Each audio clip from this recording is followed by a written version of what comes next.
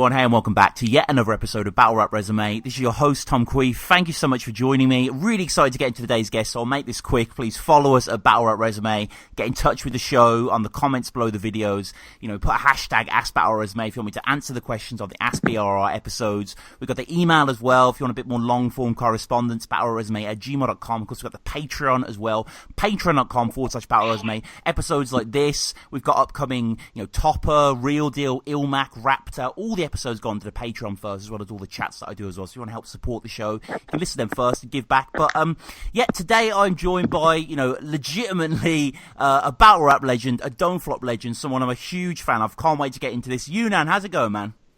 I'm pretty good, man. I like that intro as well. It made me sound cool. No, I mean, it's true though, man, because, you know, one of the markers that I always talk about is when they put the Don't Flop logo on the thumbnail. Like, that is kind of how it, you know, got modern to a certain extent, that lunacy era. But you were there from, like, well, your battle was uploaded, your first battle, October the 22nd, 2009. So, you know, really back in the day. It flies by me. It's strange because I remember doing that battle and just, like, it being, like, this huge thing. And I'd never done anything like it before. I just got randomly hit up on MySpace by back in the day. And he was just like, yo, are you a rapper from the Southwest? Do you want to do a battle? And, you know, that was, what, 8-9 years ago now? Yeah. Like, you know, it's crazy. It's really crazy, man, when I think about it. You know, I was 16 then, too, man. Shit, man. Yeah, that's the thing, like, I didn't quite realise how young you are. I mean, we'll get to the Diz battle. You were fucking 21 in the Diz battle? Yeah, but yeah. It's just like, I was only 21 then. Unbelievable, man. But before we get to the Odie battle, like, one of the things that I noticed, obviously that everyone noticed with you, Unan, is like the writing, like the reference points, the complexity. Like, were you into writing much as a kid? Were you a stories guy, or? You know what? It was like, you know, I was never academically like the most switched on kid or anything like that, but I did always excel in English and writing and stuff like that. Like, you know, I got decent grades in English. Everything else I fucking sucked at. You know what I mean? But yeah, I was always into creative writing. Even before I started rapping, I enjoyed, you know, like, you know, how fucking teachers would make you write a creative piece or whatever. Like, you know, I used to love that, and I would always like do really well in it. And then I kind of just like, you know, start listening to hardcore rap and well. And I mean, yeah, definitely. And I mean, who were the early rap influences that you were enjoying? Oh man, well, the cliche ones, you know what I mean? Like, definitely, obviously Eminem, because, you know, like, I know that's like you ask any rapper who is, you know, my age, who are they influenced by? They're gonna say Eminem, but, you know, it's what was out when I was growing up. Do you know what I mean? That was, started listening to Eminem before I even knew that underground rap was a thing. Do you know what I mean? I didn't even understand. I just liked Eminem's rapping, and like, then I used to chill with this dude who like brought me in on UK hip hop, like early Jest stuff and Kalashnikov, and like I actually used to listen to a lot of like Non-Fiction and Ill Bill and like Jedi Mind Tricks, you know, Rakim, Mobb Deep, you know, just all the classic dudes that, like, you know, even Cannabis at one point, you know, he was like my favorite rapper at one point. I mean, now I don't think so much, but yeah, you know, just all the hardcore lyricists that were like, you know, spitting on neck snappy beats and, you know, just greasy stuff, man. I guess that's what I like grew up listening to. And was it logical for you to try it? Do you just start rapping yourself? You know, like, for as long as I can remember, like, I always kind of rapped. Like, even when I think back to like when I was like 9, right? I remember, like, just, it wasn't ever my bars back then either, you know what I mean? It was always somebody else's stuff.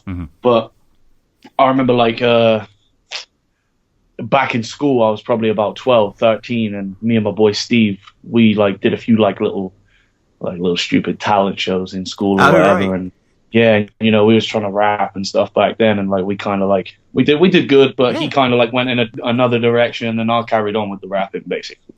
Right. I mean, what did you? I'm just curious. What did you do at the talent show? Did you do Eminem or? Nah. We wrote our own song. I remember the name of it and everything. It was called "Devil's Advocate." Oh, nice. And I ain't even gonna spit the bars because they were so whack that like it was. Yeah, you know, we were young, man. Yeah. But Yo, we smashed it. Like, considering our age and stuff like that, we smashed it. We did all right, man. It was all right. And you mentioned the MySpace. Was this the Incredible Predator? Yo, you done your research, bro. Jesus. Yeah. I actually think it was that. Yeah. I think so. I just kind of like, I guess, like when I first started learning about multis and noun sounds and all that, I was like, yeah, I'm the Incredible Predator. End up calling myself some dumb shit like Unanimous. Like, you know what I mean? Like, see, now I don't really mess with the name Unanimous too tough. I prefer just Unan because I think it doesn't necessarily sound like the word unanimous. You know what I mean? It could be something separate. And that name, did it just come from the phonetic sound? Is there any more reason behind it, or? Well, mate, I'll be honest with you, man. Like, I went under a lot of aliases. I was Kamikaze at one point, and now there's actually a really dope dude called Kamikaze too, right? I was called Ghost at one point. Sure. I had a lot of names, but I remember, like, just before I did my first battle, I was on the phone to my boy, and I was like, yo, I don't know what to call myself. I don't know what name to choose. You know what I mean? I've got all these names that I usually go by or whatever, but, I'd never done nothing official where it had to be my name. Do you know what I mean? So he just said Unanimous, and it just clicked in my head. I was like, yeah, I love that. And that's literally why I'm called Unanimous. My best mate was like, be called Unanimous, and that. This is a brilliant, another thing as name. well, right? I do not spell it wrong on purpose, right? When I was young, that's how I thought that you spelled Unanimous, right? But then, like, people were like, oh, yeah, you spell it slightly differently, which is, like, clever, because then when you type it in, only you come up. I'm like, yeah. you know what I mean? Like, yeah, I meant to do that, obviously. Oh, but yeah, and we get to this. Actually, just before this battle, so you're on MySpace. Were you aware of battle rap at all in any form, or? Yeah, man, I used to thrive off of, like, the early stuff, like the Ilmac and Thesaurus, and I think the first rap battle I ever saw was on Bebo, maybe, right? And like old school Bebo thing, but like it was Ilmac and Thesaurus against Hom and Piff James, and I remember he said that bar when he's like, yo, this guy is a known sucker. You look like Slimer from Ghostbusters collided with Bone Crusher. And I just remember being 13 and being like, oh my god, that's like the most amazing thing I've ever heard.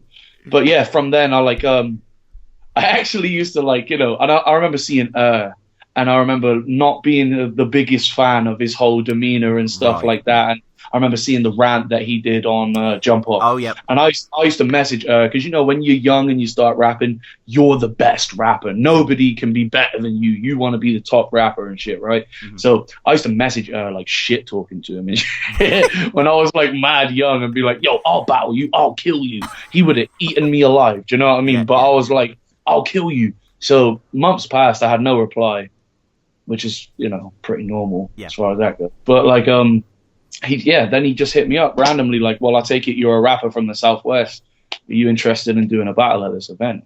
I said, yeah. And were you aware of Don't Flop at that time? Yeah. I had seen like, God, I couldn't even tell you what the first Don't Flop battle. I think I even used to watch it when it was on UrTube. Right. And not on, because, mate, as soon as I saw like the WRCs and stuff, I was hooked. Do you know what I mean? I was like, I'd watched every video. I knew every word. I still am. I'm a super battle nerd. I love it. Do you know what I mean? But yeah, I'd seen a few. Yeah, I think, I'm talking like when they did the 2-on-2s in the street and, just like way back when battled someone in a subway dressed like an idiot and stuff. Yeah, you battled Jamie, yeah. Yeah, that was it. And, so I'd seen a few and like, I think, I really started getting into it when I saw people like Kruger, Scissors, Enlish, like these kind of guys. I was really like, oh, so there's dudes from the UK who can really do this, you know what I mean? Like, so that kind of, I guess I did know about Don't Flop, yeah. So we get to Odie. I fucked your bitch, Flueneth, and made her gurgle my dick. I'm a word and verse murderer. You're a turd burgling bitch. You think you spit fire cause your mouth's burning and shit, but it's just cause slurping a bunch of sheep pussy herped your lips. Whoa. See, go fetch me some traditional Welsh leek and make a cuisine, so I can choke you with it till you vomit and lay in the heat. You're crazy if you think you came with some heat. I mean, that's like saying, is related to me, and that you don't have a fetish for inflatable sheep. Which I say is, late 2009. This is Hush Hush in Bristol. I mean, as you were saying, it's a massive thing, isn't it? Like, especially back then when it wasn't quite as big and it was a bit more niche, like having a tryout on Don't Flop, huge. Oh, mate, I was shitting myself, for lack of a better term, mate. I was actually shitting myself. Like, I was like, back then, dude, I didn't even know what a multi was properly. I didn't know how to write a punchline. I didn't know what an entendre was, anything like that. So it was kind of just like, I'm going to go there and be the best rapper. You know what I mean? Like, in my ignorant 16-year-old head. And, I think back then, like, I used to have a little bit of an American twang in, like, the way that I rapped and stuff like that, and had a bit of an accent. And I never knew that. People had never told me that. And, I was none the wiser. I guess I was just kind of young and naive. So then when I'm getting this feedback after the battle drops about, like, dude spitting in an American accent, I was asking my friends, like, yo, you should have told me that I rap with an American accent. You know what I mean? I would have doctored it then. But I guess it was just a comfort thing because, I was growing up and I didn't know what the fuck I was doing. Yeah, of course, man. I mean, you are so young. Says in the start, this is the Don't Flop Youth League, because of you and Odie are both very. There's quite a lot of people there, actually. I mean, this is the early days of Don't Flop, but there's quite the crowd. G Dash is there, King George, Tenchu, lots of people watching on. In your intro, you simply say, "Your sister loves me." Bro, I haven't watched that battle in so long. Yeah, of course. That's a cringe fest for me, mate. And says, actually, after saying the Youth League stuff, and you said that, he says, I don't support underage sex, which is... And do you remember much about Odie? I remember him being a nice fella, to be honest with you, man. Like, I'd heard a few of his tracks, and I didn't like it. You know what I mean? I thought, well, it's a tryout. And, I wasn't the best rapper back then. So I kind of just took what I could. I was just like, I want to do a rap battle like I've seen on fucking YouTube or whatever. So, like, I remember just seeing, like, I remember Googling his name and being like, yo, how do you write a battle rap for somebody? How do you do this? And just, like, I think Odie was the name of the dog in Garfield. Right. And I remember Googling it, like, what the fuck can I do with that? You know what I mean? Like, and you're named after the dog in Garfield. Like, do you know what I mean? But yeah, I remember just him having big hair and being Welsh. And so I just kind of went with the blatantly racist angles about Welsh people and stuff like that. There's lots of Welsh stuff. Yeah, he's not bad, actually. Like, a lot of these tryouts that I watch on the show, it's like, the guy that the guests faced is just abysmal, but he's actually quite decent. And mate, to be honest, man, he was a lot better than I thought he was going to be, too. I mean, he fucking won, right? So, like, he was a lot better than I expected, to be honest. Yeah, And he begins. He's very loud as well. He projects quite well, which I think kind of maybe wins it about. Your teeth have more rows than Steve Redgrave, which I mean, that's slightly quite a good bar. Yeah, kind of. It doesn't really like this. I guess it kind of makes. And you look like Steve-O with his face decomposed, and it's just kind of. That's a leave it one. Yeah. And he sort of anticipates your Welsh jokes. Do you remember the first thing you said on Don't Flop, Unan? I think it was, you faggot anemic prick. Yes, you came with but the punch is, you came with a sheep attached to your penis tip. Yo, I'd never write some trash like that. No, it's so crazy to look back at that. Like, I was like, well, what rhymes with faggot anemic prick? Attached to your penis tip, obviously. I don't know. But like, there's a lot of, shall I say, the monstrosity about this round that I really like. You get into your groove, expected to battle a beast and verbally shatter his cheeks, not some Welsh cunt whose pastime is shagging a sheep so deep they orgasm for weeks. Mate, I forgot that I even said that, man. That's dope. Yeah, it works. I mean, like, everyone's laughing, everyone's enjoying it, and, you know, again with the Welsh stuff, his hymen split from finger fucking himself over Ryan Giggs. That's such a bait bar, that is, man. That's so, like... Yeah, well, what Welsh people are... Obviously, there's that half Welsh English footballer, so, yeah, he wanks over him, do you know what I mean? Like, so childish. But, it is. And, I mean, yeah, Odie... Not bad again. You know, he says you look like Tracy Chapman with a facial spasm, which, I mean, famously the black folk singer-songwriter, so I don't really know what he's getting at there. You know, but like the black lady with the dreadlocks. With the dreads, yeah. I don't, you know, with the fast car. I don't know why he went there, but you know, you're in the deep end. He beats people like Tom Daley, so you know, it's just kind of. Wait, that's a good bar. I kind of like that. Yeah. It's not. He's from Plymouth, right? Tom Daley's from Plymouth. Oh, is that right? Okay. Yeah, he's a diver from Plymouth, man. Yeah. Okay. Didn't realize that. And yeah, you just kind of take Welsh stereotypes, and you know, he can go play hide the finger with Craig Bellamy, and you know, stuff like this, and kind of playing out like Unan. Personally, I think you probably won, but I can understand why they gave it to Odie. I think it's because we did an OT in it, and I wasn't as prepared for the OT as himself or whatever. So yeah. know. But I mean, regardless, the battle was a big success. Neither of you choked. I think says actually, I think on the second round, like, give it up for this battle. Like, he's clearly quite happy that it's going really well. Like, it must have been a great feeling nonetheless.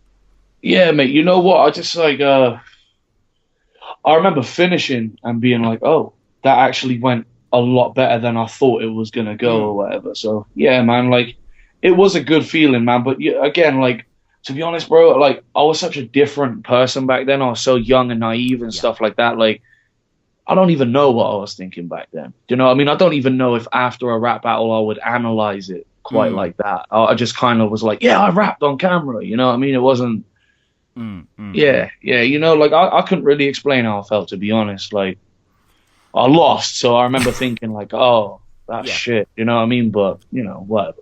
But I mean, regardless, you know, you've got footage of yourself rapping successfully with a crowd enjoying it. Like, I realise it was a long time ago. You know, there's a lot of battles to get through here. But do you remember it coming online? Did you share it out? Or? Yeah, of course. And like, a lot of friends from school, because you know how, like, it goes when you leave school, you obviously disconnect with people and stuff like that.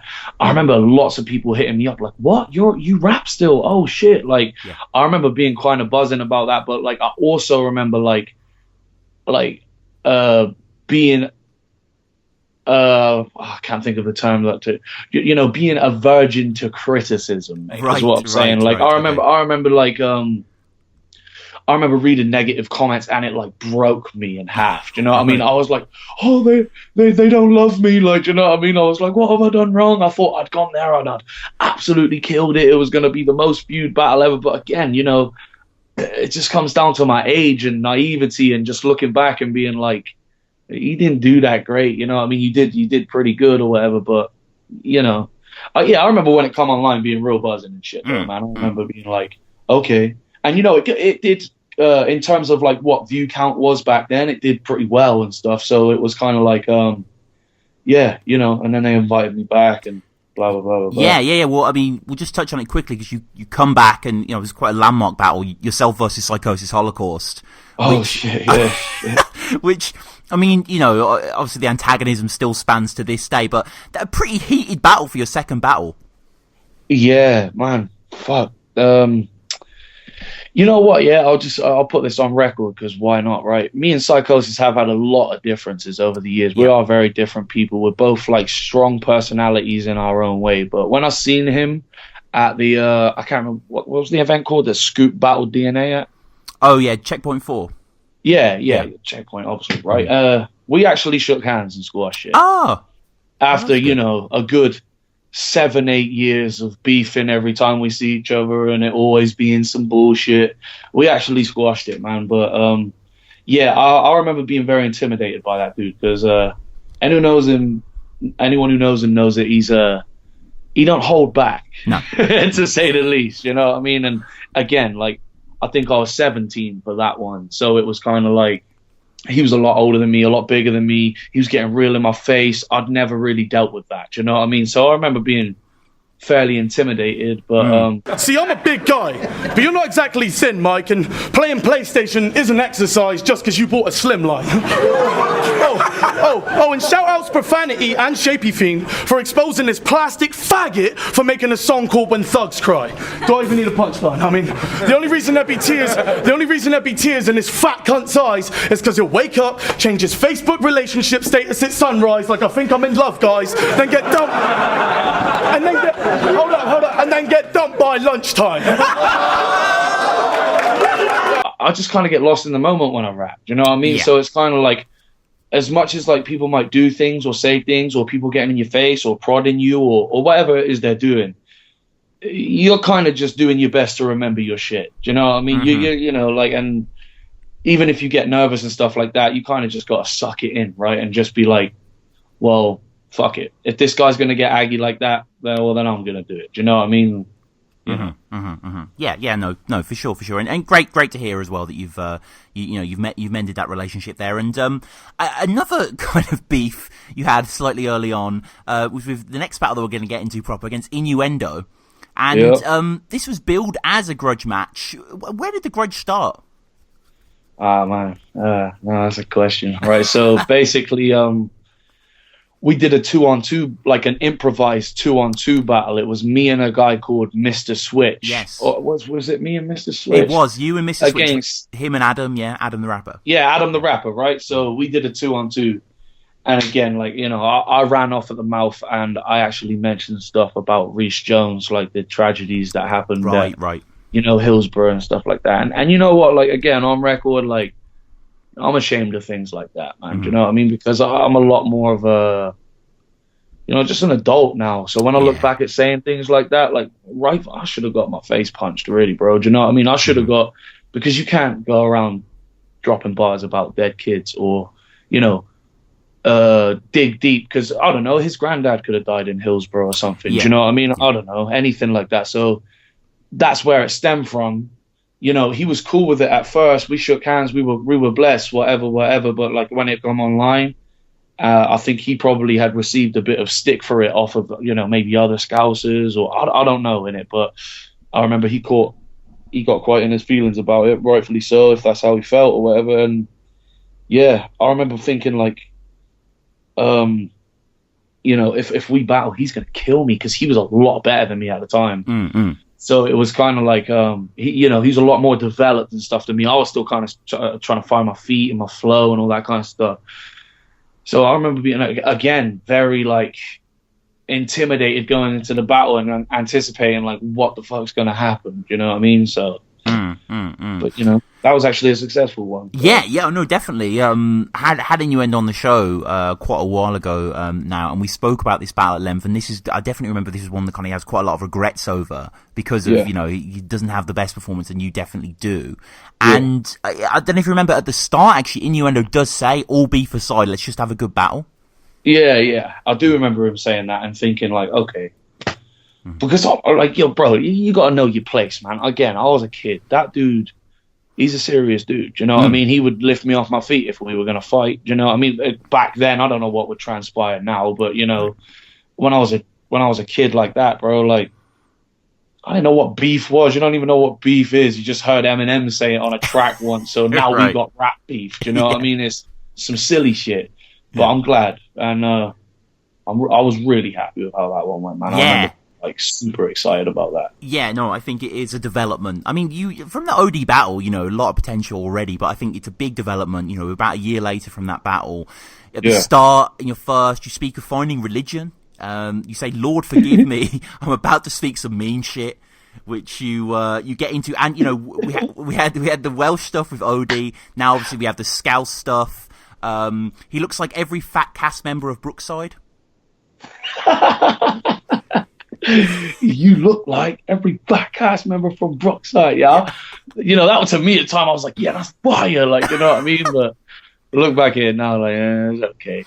But I'll tell you something about that bar you just said about like the finding religion shit. You've obviously watched Hollow the Don versus Big T. Yeah, of course, yeah. Yeah, and he goes, I don't even know if it's definitely that battle that Hollow says it in, but he's like, "Lord, forgive me. I'm about to say some mean shit."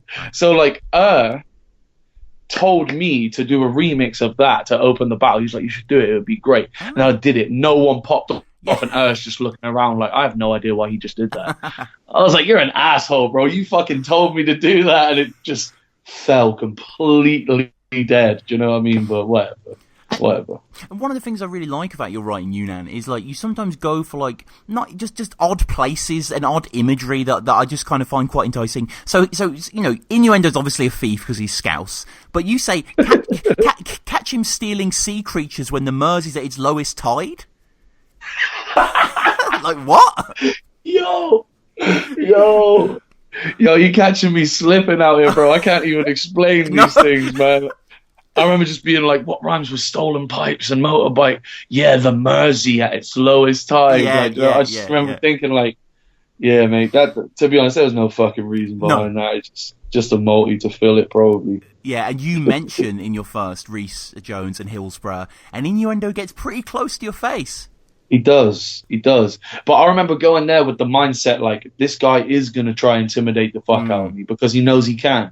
You know, so I ain't going to let it fuck with him. I'm just going to go there, even if he gets in my grill, whatever the hell's going to happen, I'm just going to rap hard at him because I knew that's all I could do. Do you know what I mean? I'm not bigger than the guy.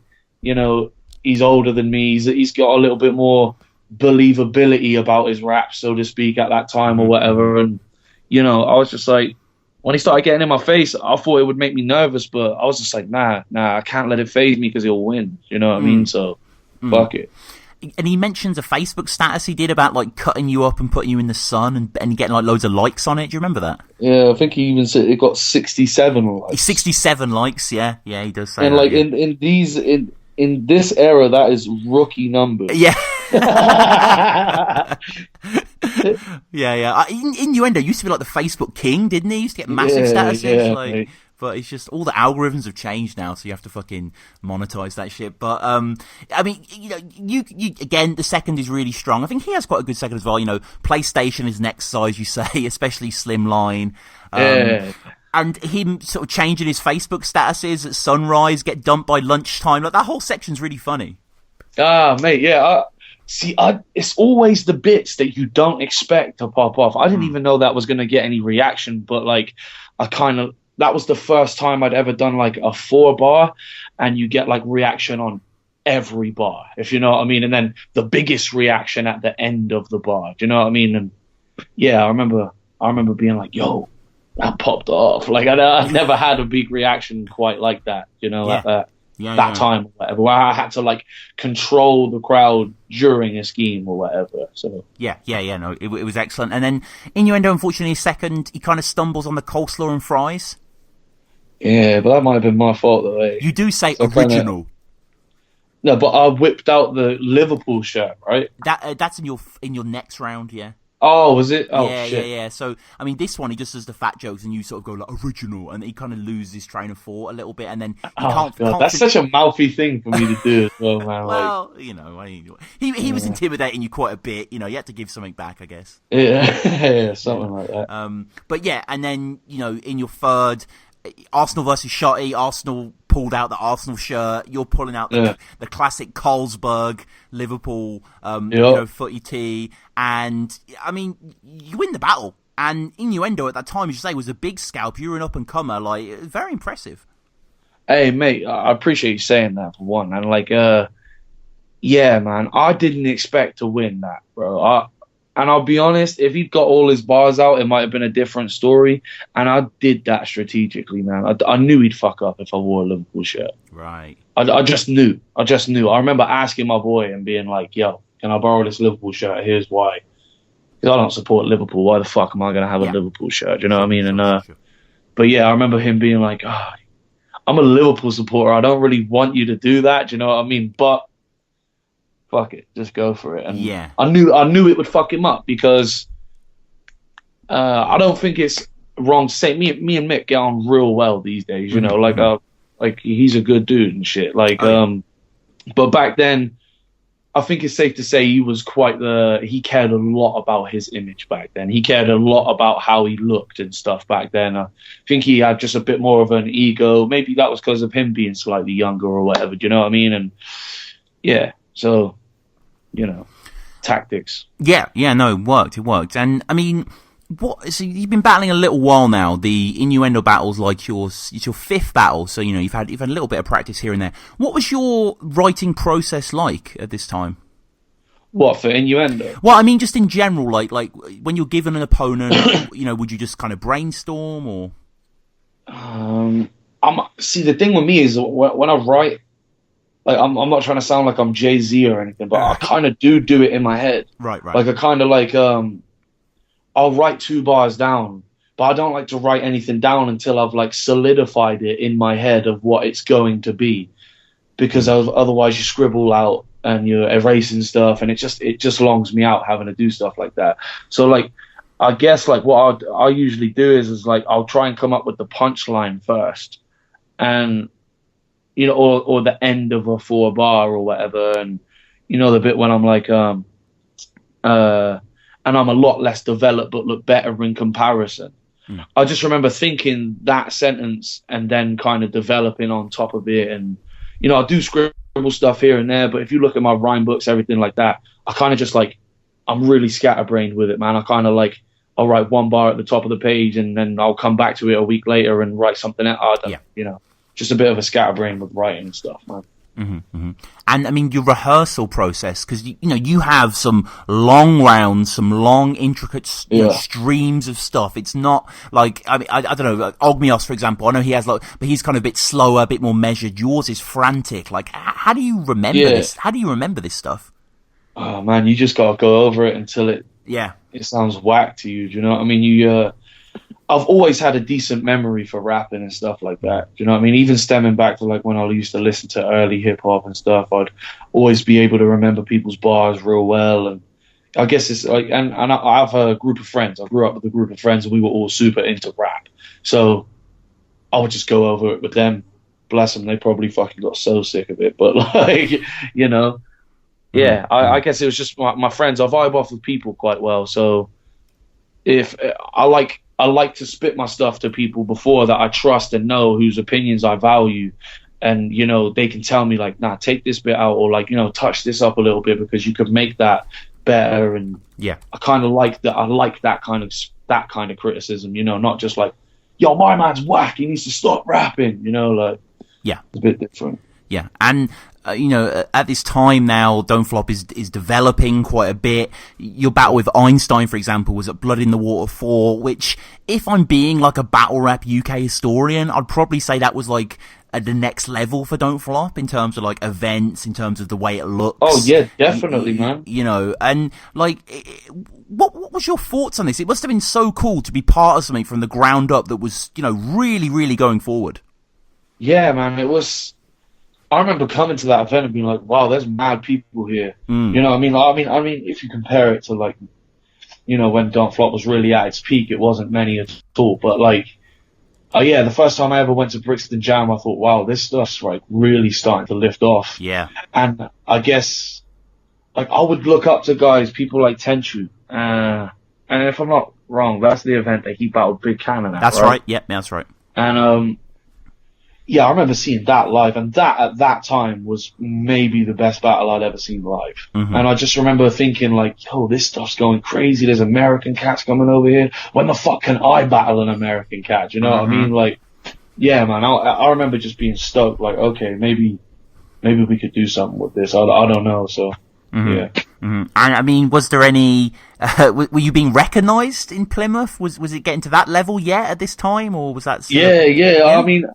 I mean, here and there, like, it's weird. Like, rappers will probably tell you that you get recognized everywhere except your hometown, really. Do you know what I mean? Like, I guess, like, growing up, even before I did battles, a lot of people knew that I rapped from where I'm from and stuff like that. But I wouldn't say that, like, the public notoriety really started picking up at that point.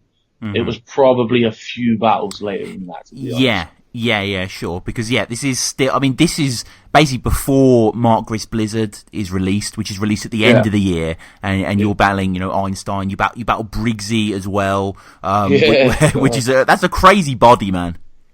Yeah, yo, that was the one where I felt like, okay, I kind of know how I want to attack battles from now on, you know, like where I kind of stepped up the writing a little bit and the performance and like really tried to like, you know, I'll say emulate because it's true. Like, you know, I used to watch people like Lo Pesci and people like, you know, Diz, obviously, like, you know, Ilmac, you know, just all these heavyweights. And I just was like, yo, I want to try and write this stuff that's like, you know,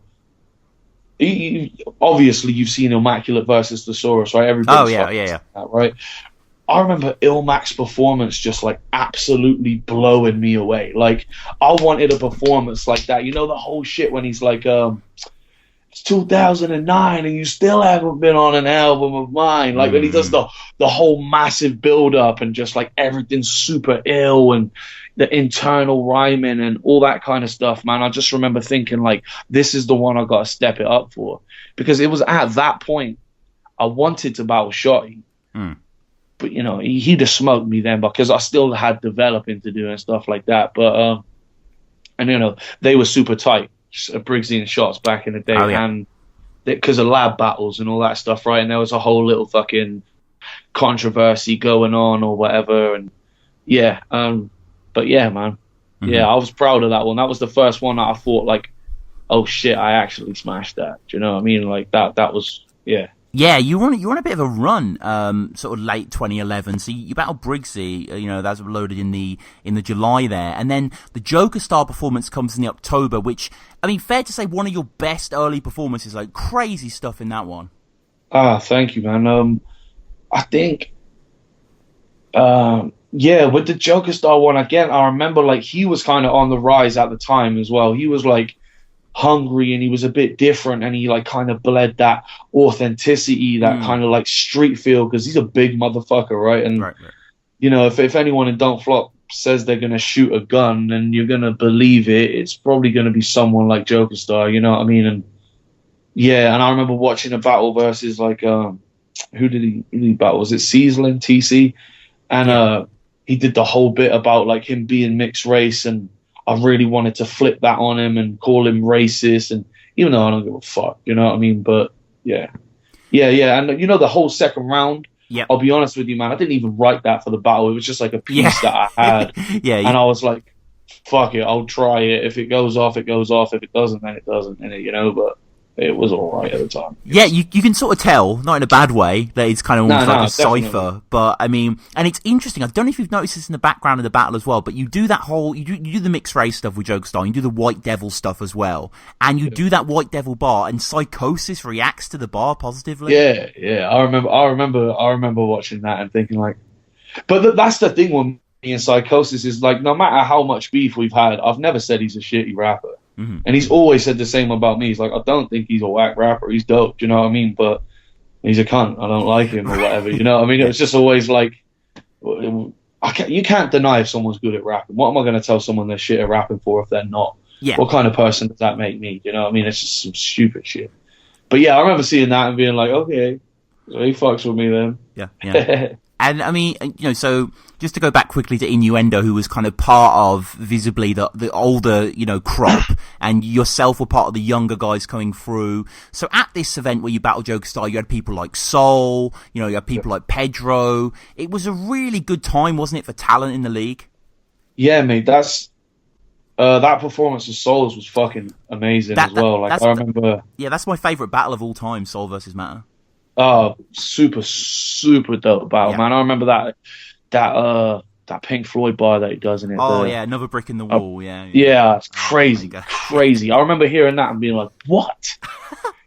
And like the thing is, me and Soul have always been like super tight outside of battle rap. But that was like the one battle I'd never heard any of his bars for. So it was kind of like, when he murked that shit as well, right? Matter was fucking dope. Yeah, too, but like, so good, yeah. Really showed out.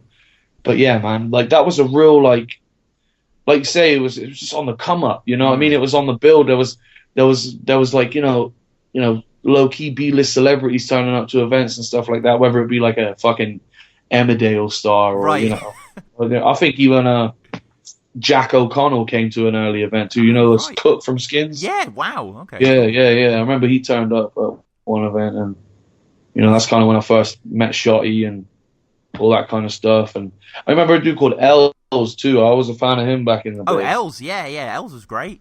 He kind of fell off the map though, man. I don't know what happened to that dude. But... yeah. Me neither. Yeah, he had some good battles against Zayn. He battled Mixie as well. Like, yeah, he's had quite a lot of funny ones, and so many good performances, Unan, to really get through here. Like, did you ever? I always ask battlers this because I'm curious, because we're getting about 15 battles deep here, and I know you've done loads and loads more. Did you ever feel it wearing on your imagination, or was it like propelling you on? Like, did you ever feel you were running out of bars? Yeah, of course, man. Like, mate, preparing for fucking rap battles it can be one of the most strenuous things, man, especially if you get put against an opponent that you don't find particularly inspiring. You know what I mean? And that might not be because they're crap or whatever. It might just be because they're a bit of an average Joe in terms of their personality and stuff like that. Do you know what I mean? And all you can really go off then is like, I don't know, name flips or break down other bars they've said in battles. But yeah, man, there's been a bunch of times, bro. I've called battles off before. Right. Because I'm like, look, I can't write a bar for this guy. I don't know what to say, and I don't want to show up and freestyle. Do you know what I mean? So, yeah, man, definitely does wear on the brain, mate. And in a way, I kind of wish I didn't do as many battles as I have done, because as you get a little bit older, you realize you should start being a little bit more calculated with your movements and all that kind of stuff. And I just kind of jumped in early. I didn't really care about promotion. I didn't even understand it. Yeah. Do you know what I mean? So it was kind of like, when I look back at certain performances that I had, like bad ones where I choked or fucked up or forgot my bars and stuff like that, I kind of put it down to like just not putting myself into it as much as I should have, because there's not a battle that I've had that I've lost where I haven't thought if I prepared harder I would won. You know what I mean? Because I don't know if it sounds arrogant or not, but if you look at most of the battles I've done where I've like not had complete rounds in some of them, the one round that I did have a fucking complete round in, for the majority part, I won that round. You know what I mean? So it was kind of like, when I look back, like if we go back to like fast forward to me versus Villun, right. Like he was crazy in that battle, right? But I definitely feel like I won the first round. Mm-hmm. You know what I mean? I definitely feel like my first round was better than his first round, but then in the second and the third, I fucked up. So it was kind of like I was kicking myself, because I know if I try hard, then I'll be good. You know what I mean? It's just, I do get a little complacent, because, thinking about the same person every day for fucking, whether it be 2-3 months, yeah, it gets strenuous, man. For real. It does. Mm-hmm. And so many battles to go through in this era, but you really had 3 battles in a row that are some of your marquee performances here. We'll go through each of them quickly. The first one, you versus Pedro. You ain't dirty blood, shut the fuck up. I'll get fucked up, numbnuts. You and Mickey Worthless share a sentimental Hey, you and Mickey Worthless share a sentimental love crush, bruh. Plus, your mum's got plunge crust. Hold up. That slapper will feel like Bruce Lee raped her when I butt-fucked the dumb slut with a set of metal nunchucks. Cunt, the fuck makes you people think this faggot's on my level? The way that you rhyme is so forced and watered down. I travelled north to chalk you out. And when I'm done hamming on him and pitchforking his organs out, I'ma hang his corpse in a slaughterhouse. Just in, like, killer mode in that battle, man. I've like rarely seen you in such good form, man. Like, hey, mate, that was one where like I liked Pedro a lot, and he was like doing something a bit different. So there's actually a bit of a story behind me versus Pedro. Is like that battle was supposed to be me versus Shotty in Manchester, right? So I used some of the bars that I had for Shotty against Pedro. If you look at it, you'll probably be able to tell certain bars that would probably be better directed at Shotty than Pedro. But yeah, man, like therefore did I battle Shotty after Pedro? You battled Pedro, then Jefferson Price, then Shotty. Okay. So yeah, like I always tell people as well, like I'll tell you what, we'll talk about the Pedro one, and I'll if we talk about me versus Shotty, I'll tell you about that. But like, yeah, man, I rated Pedro at the time, so I wanted to come super heavy for it. Do you know what I mean? And again, though, I said bars about his father that died, and I regret things like that. I really do, man, because fucking hell, like if my mother died or my dad died, and you know, someone said a bar about it in a battle. I'm a peaceful guy, bro, but I feel like there would be repercussions for that. You know what I mean? Like, that's not a nice thing to do. And I know it's battle rap. It's not about being sensitive or whatever. But like, if we're talking just like how classy you want to come across, there's not a lot less classy than dissing dead people. Because what the fuck can they say about it? Do you know what I mean? It's not fair. But yeah. It has all, and I'm not trying to like shame you or anything like this, obviously, but like what you said about his dad has always stuck with me, and I've always thought about it as like probably one of the most horrific things ever said on Don't Flop, where he basically forced his mom at knife point to shit on her dead husband's grave. Oh my god! I know. I mean, it's funny. It's terrible. It is funny, but like it's. It's just, yeah. Yo, big up Pedro, by the way. That's my fucking boy, for real. Like, but of course. Yeah, that is a horrific. Fucking hell. Friends of mine were like, bro, you went over the line a bit there, mate. Fuck, like. But you know, it was well received, and you can see after the battle, I dropped it and like instantly felt bad about it. Yeah, you do. I was like, that was such an asshole thing to do. Yeah. I remember watching this battle early on when I was getting into Don't Flop, and it kind of taught me about multis, actually, because you say, off the top of my head, I'm thinking that, but you say, like, the dumb slut got butt fucked with a pair of metal nunchucks, and I remember when you said that, I was like, I was like, you know, it was a Yunnan bar, like, you have a unique quality, don't you, that kind of Don't Flop didn't really have, and if anyone's like you, people say, oh, he's like Yunnan, like, it was quite an original thing you brought. I mean, I guess that's for you to say, and I do appreciate you saying that a lot, man. I guess I got compared to Dizaster a lot when I was young, because I can't lie, I did take a lot of influence from him, because when I first saw him, bro, I was like, yo, this guy's like godly. Do you know what I mean? This guy can fucking fuck shit up, like on a different level or whatever. But I guess after a certain amount of time, I was like, I want to do my own thing. You know what I mean? I don't want to just spit the rapid multis all the time. But yeah, man, I remember just like I've always been very into multisyllabics because a friend of mine taught me about it from quite a young age. So, and you know, I always tell people like, you know, how a cat rhymes with mapped and hip hop rhymes with flip flop and vertically twisted, verbally shifted. I've always just been mad into like fucking with noun sounds and words and you know all that kind of stuff. So I guess like over time I just kind of wanted to develop it into like my own way of doing it. You know what I mean? Like I can't even explain what it is, man. I don't even know where the whole monstrosity thing really came from like that. Right. Well, I mean, against Jefferson Price, you open up Excuse me. Sorry, I needed to sneeze. That's all good. Against Jefferson Price, you do say I'm a monstrosity at the start, but it doesn't really get the reaction that against Ark it does, who you will get on to shortly. You know, I think that was the first time I said it. Was it Jefferson Price? Yeah, it was. Yeah, and I remember just writing it like a bar, and then I think I actually kind of took inspiration from like Averb versus Hitman Hollow when Averb says, "You just live here, I run shit here." Like I remember him doing that in a couple of battles and thinking, I kind of like that he does that. Do you know what I mean? I kind of like, you know, almost like you know, making amendments to your old stuff or whatever, you know, like or you know, just paying homage to older stuff that you wrote, and if it sounded clean or just something that sticks with you quite a lot. And the whole monstrosity, swallow the lock and key, it always just kind of stuck with me. Do you know what I mean? So. And it's so, I mean, it's one of my favorite things. It's one of my favorite slogans, I should say, in battle rap. Like when you say, you know, like Ark, for example, like there's such a release. The crowd loved it, didn't they? Hey, mate, you know what? When I said it against Ark and they reacted, I was like, oh my God, I haven't even spat a bar and they're reacting to my shit. This is crazy. Like, but, sorry, what was the question you just asked? It wasn't really. I was just reveling in how much. That's what I was going to say. That's what I was going to say.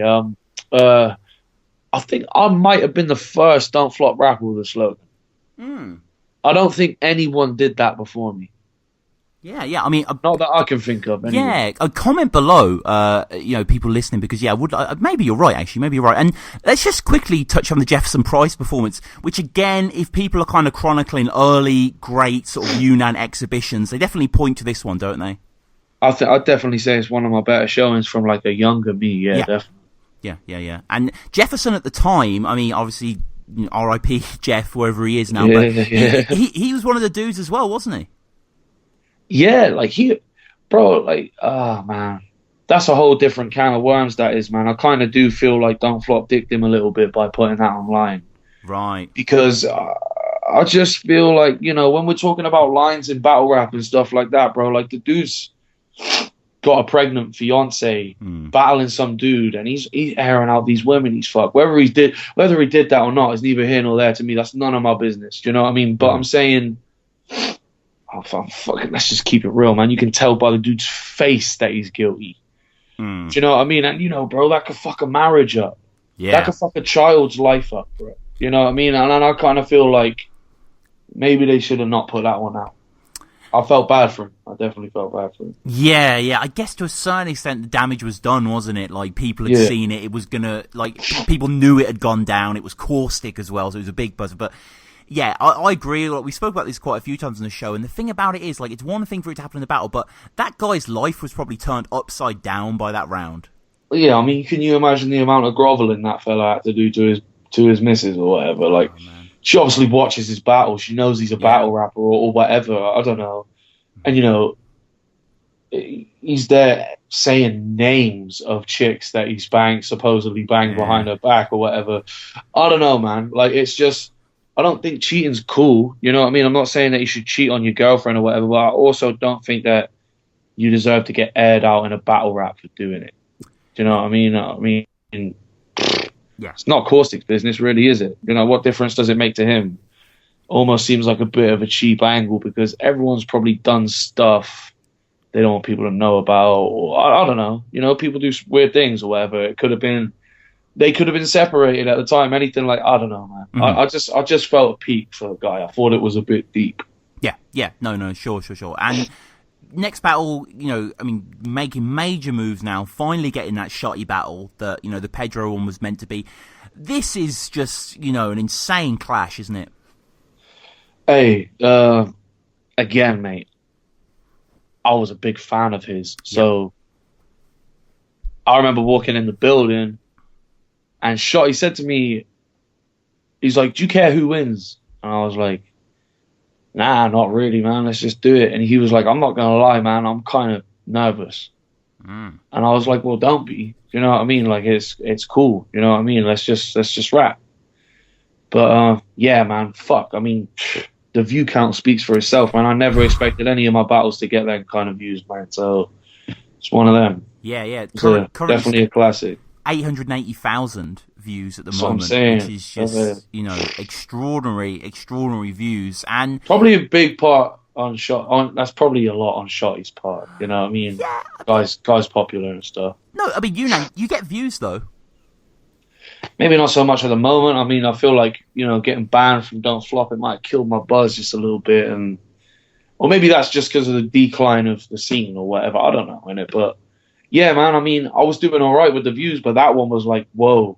I remember it got like 100,000 views in like a month or something like that. I was like, or something crazy like that. And I was like, all my other battles, mate, were on like fucking 10,000 views. So I was like, what the fuck? Like, this is crazy. Like, I'm overweight and need to visit a dentist. But your front teeth look like they're wearing a fat suit and smell like you clean them with the yeast-infested grease that leaks from your grandmother's axe wound. Yo, hold up. You got the swagger of an anorexic lesbian going through menopause, so why the fuck you acting hench and aggressive for? Faggot one blow would disconnect your jaw and have your head, neck and chest looking like they were dismembered with a lioness's claws. But let's get straight to the point. No one gives a flying fuck about that one decent lab battle event of yours. And no one here wants to hear your generic forced multisyllabic setups and metaphors any more Skeletor, plus your fucking head's deformed. But yeah, that's what I want to tell you about the Shotty battle though, is that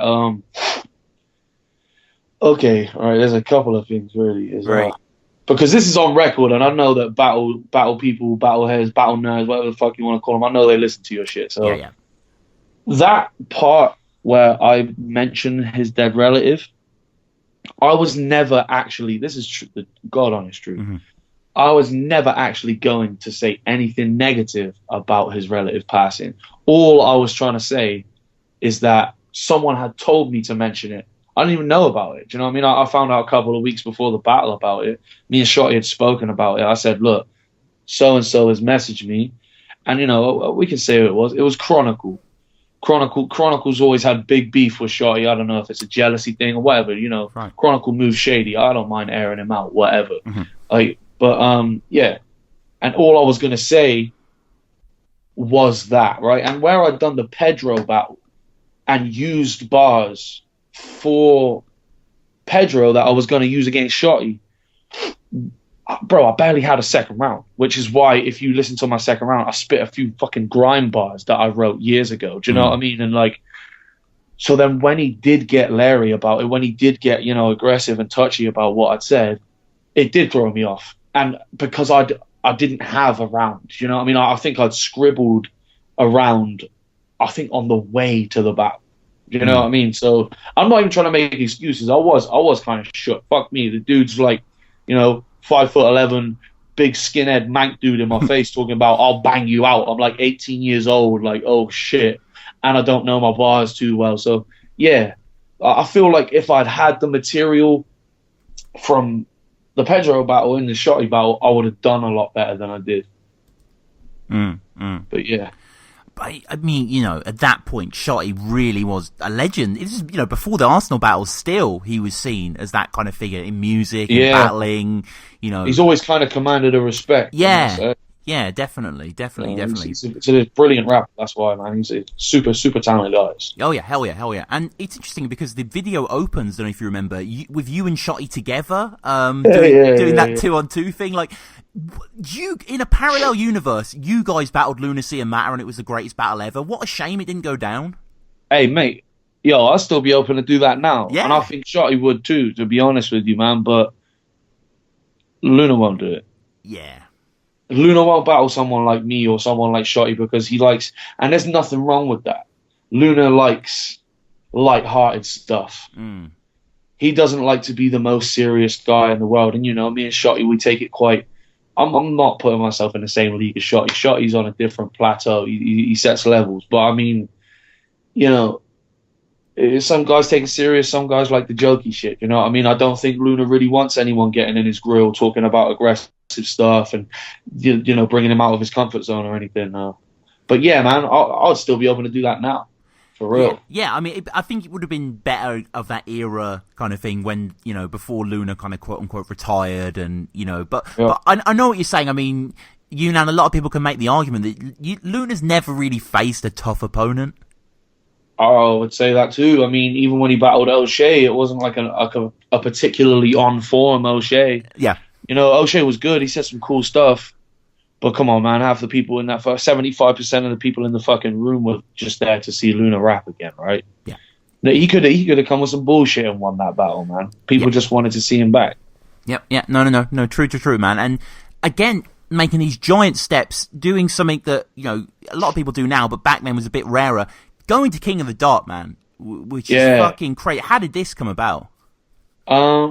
I think, you know, Ganic had put up a status about world domination and someone linked my Jefferson Price battle on the thread. He watched it and he messaged me and he was like, yo, we'll pay your flights. We'll you know, blah, blah, blah, blah. We'll get you out here if you want to do a battle. I was like, oh, my God. Like, yo, bro, I've been on holiday before, but, like, you know, never outside of Europe. Sure.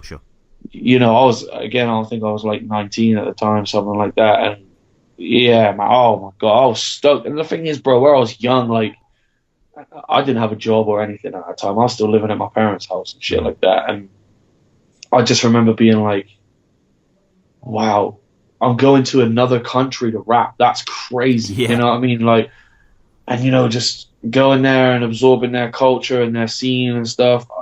One of the best experiences of my life, hands down, man.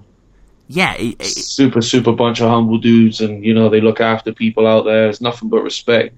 Big up Organic and all the King of the Dot, man. Like them dudes really do know about hospitality and decency. So someone like HFK, it sort of makes sense that they match you up, doesn't it? I mean, to be honest, like, I thought he was good, but like, I kind of wanted a serious guy because he was kind of jokey and stuff, but I just kind of jumped at it, and I just saw it like, well, fuck it, I'm going to Canada to rap, so fuck it, Didn't matter who it was, to be honest with you. But I'd have preferred someone like a Low Pesci or a Bender or a Sharon, but I guess like them dudes are quite high up in the scene, so I had to do stuff before I could do anything like that. And obviously you went over there with Shotty, Briggsy as well. Is that right? You guys all went over. It was Def there? Yeah. There's quite a few UK guys there. It was me, Shotty, Chris Leese. Oh yeah, Chris Leese. Definition. And like a few dudes came with Shotty too. There was Briggsy, dude called DJ Edge. Mm-hmm. And like, that's kind of when they invited me to do like the mosh team thing. And they were like, look, try and join this little movement that we're doing. Then you can. And I was like, well, you're fucking Shotty Horroh. Why am I going to say no? Do you know what I mean? Let's do it. Like, yeah.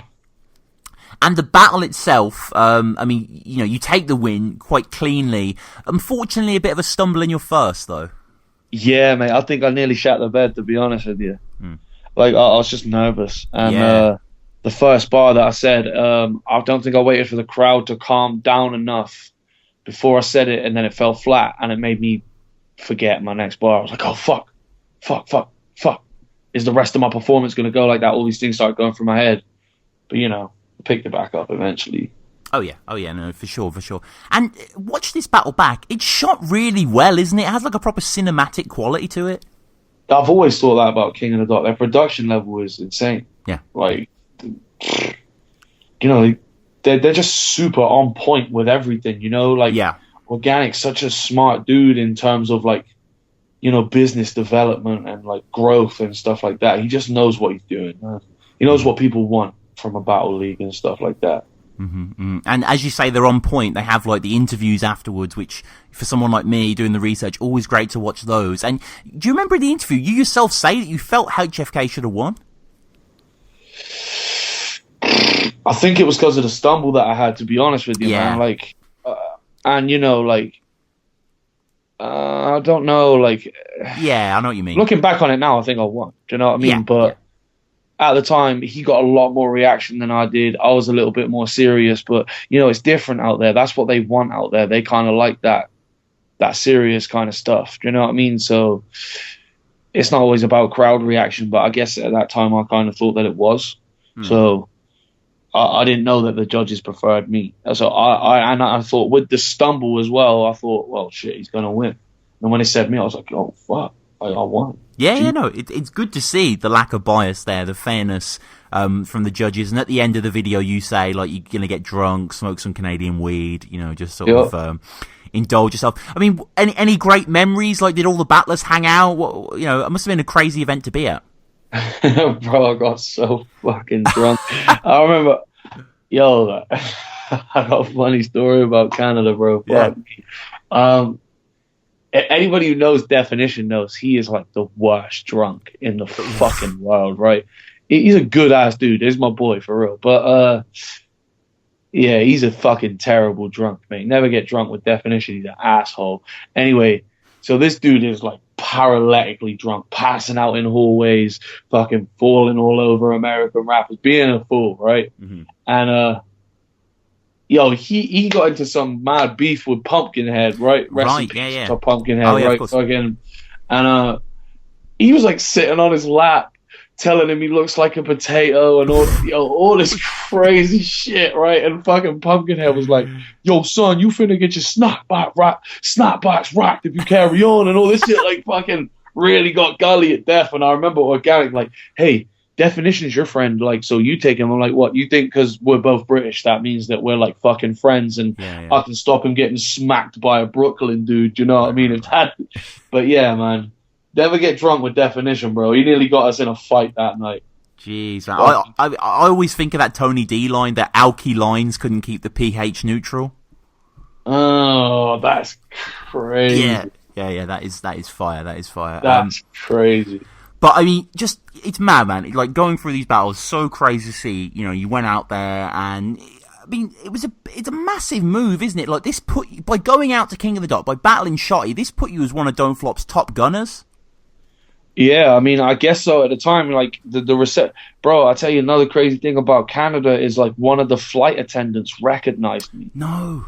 On the way out there. Jesus. He was like, "Oh, you're unanimous. You're going to World Dom, right?" No. And I'm like, "Oh, like, what the fuck?" That's mad. And, you know, I'm used to, like, getting a few, like, "Oh, you're that dude that raps, right? Do the battles and stuff." And I'm like, yo, this fucking Canadian flight attendant knows who I am. Like, what the fuck? But, yeah, man, like, you know, when I went out there, like, the love and stuff like that, like, people were really rocking with it because I feel like me and Shotty were the first guys to go out there and really, like, you know, do some serious stuff, not just like your typical, like, no offense to and Kruger, but they're kind of on their own flavor, if you know what I mean. They kind of got their own thing going on.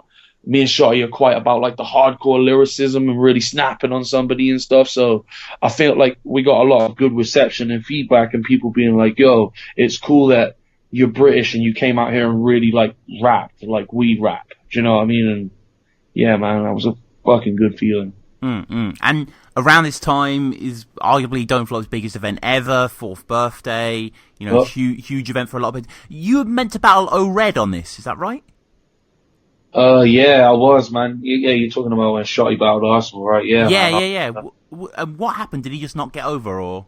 Man, he had some passport issues or some shit. Of course. I don't even know, but fucking, you know, I couldn't even tell you a bar of it now, but fucking, I had some crazy shit for O-Red too. Like, for that time anyway, like, now I probably wouldn't like it that much, but I remember having some real crazy shit for him and, like, being really ready to, like, take it to a new level because I'm battling, you know, like an American cat or whatever, and yeah, it just never went through. Yeah, it's a great shame, really, like, because that would have been a crazy battle at the time, especially, you know, when it was a bit rarer, like, you know, with Arsenal, with DNA, for those big URL guys to kind of come over and stuff. And weren't you meant to be doing a 2-on-2 as well? Am I imagining that at the 4th birthday? Yeah, you were meant to be battling Sharon and Tricky P with Shotty. Oh shit, yo, I forgot about that, bro. Jesus. Oh shit, I like actually completely forgot. But yeah, man, I think Shotty didn't want to do it. Right. I can't remember why, but yeah, Shotty didn't want to do it for some reason. I think the thing is, we lived at opposite ends of the map too, and he already had another battle to prepare for, so it wasn't super feasible. No, that makes sense. I mean, and maybe that would have detracted from the Arsenal performance, so, you know, who knows, sort of thing. But another battle that I love of yours from this time, you versus Ark. I'm a monstrosity.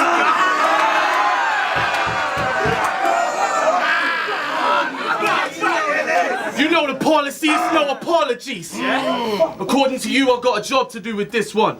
So let's go straight in and do this properly. Have his whole career on ice like an Inuit that started Breaking Bad or joined a hockey team. It's always these over-hyperactive gangster wannabes. They like to act like they run some Brolic steez. Then when it comes time to scrap, they can't even throw a fucking jab properly. You? Oh yeah, man. That's, again, one of my favorites that I've done, man. Like, I mean, I didn't have the cleanest performance in the world, but just, like, you know, that was when, like, I really feel like people started, like, real taking to my stuff, and like we were saying, like, you know, they reacted to the slogan, and you know, it was like when I kind of, like, really started getting a grip on, like, my style. This is like Yunnan. It's like what I want to do and how I want to break stuff down. Just like, you know, just snapping on people basically. But yeah, man, the Ark was dope in that too, though. I gotta give Ark props because he has some cool shit. Yeah. I swear to this day that he won, but what?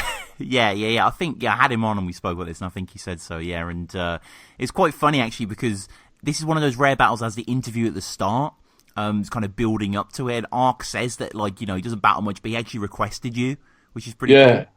Yeah. I remember, like, when I battled Zen, Ark, I said something about his nose, like in a freestyle bar or something like that. And he said, like, oh, Unanymous is next or whatever. And I remember seeing him outside and being like, yo, we can get it in whenever you want to get it in. And he was kind of like, all right, let's do it. So we did it. But I've always kind of rated him. I've always thought he was nice. I always thought, like, I'll keep it real, man. I always thought he was the stronger one out of him and back in the day and stuff. Right, really? That's a rare opinion. Man, I think Ark's cold, man. No, Ark is dope. Don't get me wrong, but I mean, yo, was crazy too. Like, I think in a written format battle that would probably beat Arkaic, but I think like with the freestyling and stuff back in the day, I do think Arkaic was the stronger link, definitely. Definitely. And Ark in his first mentioned someone that I have to ask you about, Unan, Holly Masters. And did you bake her a cake? Nah, I ain't never baked no bird a cake before, bro. Where did that come from? Alright, so I won't go too into it because it's not really my business and stuff like that. Alright, I'll tell you the story. This is why people say that Yunnan bakes women cakes, right? Me and her traveled up to Manchester together, right? To see Shotty in that, actually, to watch the Cannabis versus Dizaster battle on PPV with a few friends. Right. We ended up staying there for like 4 or 5 days. One of the days was her birthday. My friend Steve, whose house we were staying at there, bought her a cake from the shop. That's where it comes from. Okay. That's literally where me baking women cakes comes from. Okay. But I never did. I didn't even purchase the cake. Do you know what I mean? It was someone else who did it. But yeah, you know how it gets fabricated and twisted. And you know what? Shout out Holly Masters. She's a sweet girl, man. She's all right. And nothing ever happened with me and her anyway. Like, I was mad younger than her. Loads fatter than I was, than I am now. And like, I think Shotty was linking her. Do you know what I mean? So I don't know. She lived like kind of near me in the southwest, so she gave me a lift there. That was literally it. Right, yeah, it's just, this is what I'm here for, man, to clear this sort of stuff up. So yeah, it's good to it's good to get the definitive opinion. But that's the truth, man. I promise you, nothing. I ain't gonna fabricate shit, man. I ain't got no reason to lie. Everything that's been said about me and about everything has been said. Do you know what I mean? So I got no reason to pull punches. Fuck it. And your first round against Ark has some of my favourite, unanisms to a certain extent. When you go on his nose, like it's a great term. the monstrous colossal peak ostrich beak. Yeah, mate. Yeah. That, See, just stuff like that. Like, I actually think I fucked the bar up in that and said suppository instead of depository or some shit like that. It was something like that, but yeah, I don't know, man. Like, I used to like the whole, like, the colossals and the abdomens and the clavicles and stuff. I don't know, man. I don't know. Yeah, mate, your mandible, open-handed palm blasts and shit like that. Yeah, snap your mandible as opposed to just punching you in the jaw or whatever, You say that you're going to leave his face looking like Thor's hammer hit a trifle. It's like, damn. And possibly the best Ark name flip ever convinces an animal inside you. Yeah, I like that one. Crazy. I think that's the cold one. I think the thing is, though, when I look back at it, I do think I used to draw schemes out like way too much and stuff. Do you know what I mean? I maybe even do it a little bit now, but I like to do that. But, I swear that, like, in that round where I do the whole, like, the coma patient. Oh, what a bar. Yeah, no, I swear the setup's a minute long. I swear the setup's like a minute long, but fuck it, right? Yeah, fuck it. Yeah. I mean, a lot of people maybe critique your obsession with Aristotle and Roman paintings and stuff like that. Like, where does that come from, man? Because, like, I really like it. Like, for instance, you talk about, like, corroding ancient sculptures in this battle and stuff like that. Like, are you fascinated by ancient history, or? Yeah, I really am. I'm super interested in history, and, like, again, it's like, yo, when I think about what is the hardest animal you could be, what is the hardest entity you could be, of course I think about fucking dragons and minotaurs and mythical beasts that don't actually exist because they like almost exceed the limits of reality. Do you know what I mean? So it was never like, I never wanted to be donned as the fucking dragon rapper, right? You know what I mean? I don't even think I've actually I only talked about dragons in like maybe 2-3 battles or something like that. But like, yeah, I guess, and like with like the ancient history and all this kind of stuff, I just feel like it's almost like a little bit of a like enigma to us because none of us really know for sure what was going on back then. You can only go off what you're taught because you don't actually know unless there's photographic evidence. I've just always been mad intrigued by that, man, and I feel like history holds a lot of power. in the mind. So yeah, it's always been something I've been mad interested in, and you know, a bit of a nerd for that kind of thing. Yeah. No, it works, man. And you have that stay sleeping on the machine like a coma patient, which is incredible. G-Dash freaks out at that bar. And rightly so, to be fair. I love the closer as well. Pen game manhunt, too explicit for these kids to get. Hard. See, this is like me and Soul kind of like, because he said we did a 2-on-2 way back, way back against Pamphlet and Stowaway in Brighton. And me and Soul kind of used to be like, yo, the pen game's this, or like, yo, the pen, we'd be ciphering on Skype or whatever the fuck, and like, yo, the pen game's a mechanical arm, like, you know what I mean, just like stupid shit. Like, so I remember like when he said the pen game's manhunt, and I was kind of paying reference to that. No one else forgot that, why I said that, you know what I mean? But yeah. And I mean, yeah, Ark has, you know, not a bad second there as well. But he mentions in his second, everyone go on YouTube and search "funny fat kid Plymouth raps." And fuck. And don't go on YouTube and search "funny fat kid Plymouth raps." Please don't. The video's still online, and the top comment is, "Ark brought me here, and I'm so glad. Fucking brilliant, Unan. This is quality." Oh, mate. I mean, I'm glad they like it. You know what, bro, right? I was mad high in my friend's house one time, right? Crazy high. They all went to the shop, or like to do something or other, and I stayed to look after the place or whatever, right? And you know what? They got photo booth on Max. Yeah. I literally was like, you know what? I'm gonna just fuck about and play some random beats and sing in a West Country accent and be a Muppet and stuff. So like, I did it. Bro, completely forgot about the video that I'd even done. I didn't even know that I did it. Right. A couple months later, he whacks it up online. I'm like, you have to fucking take that down.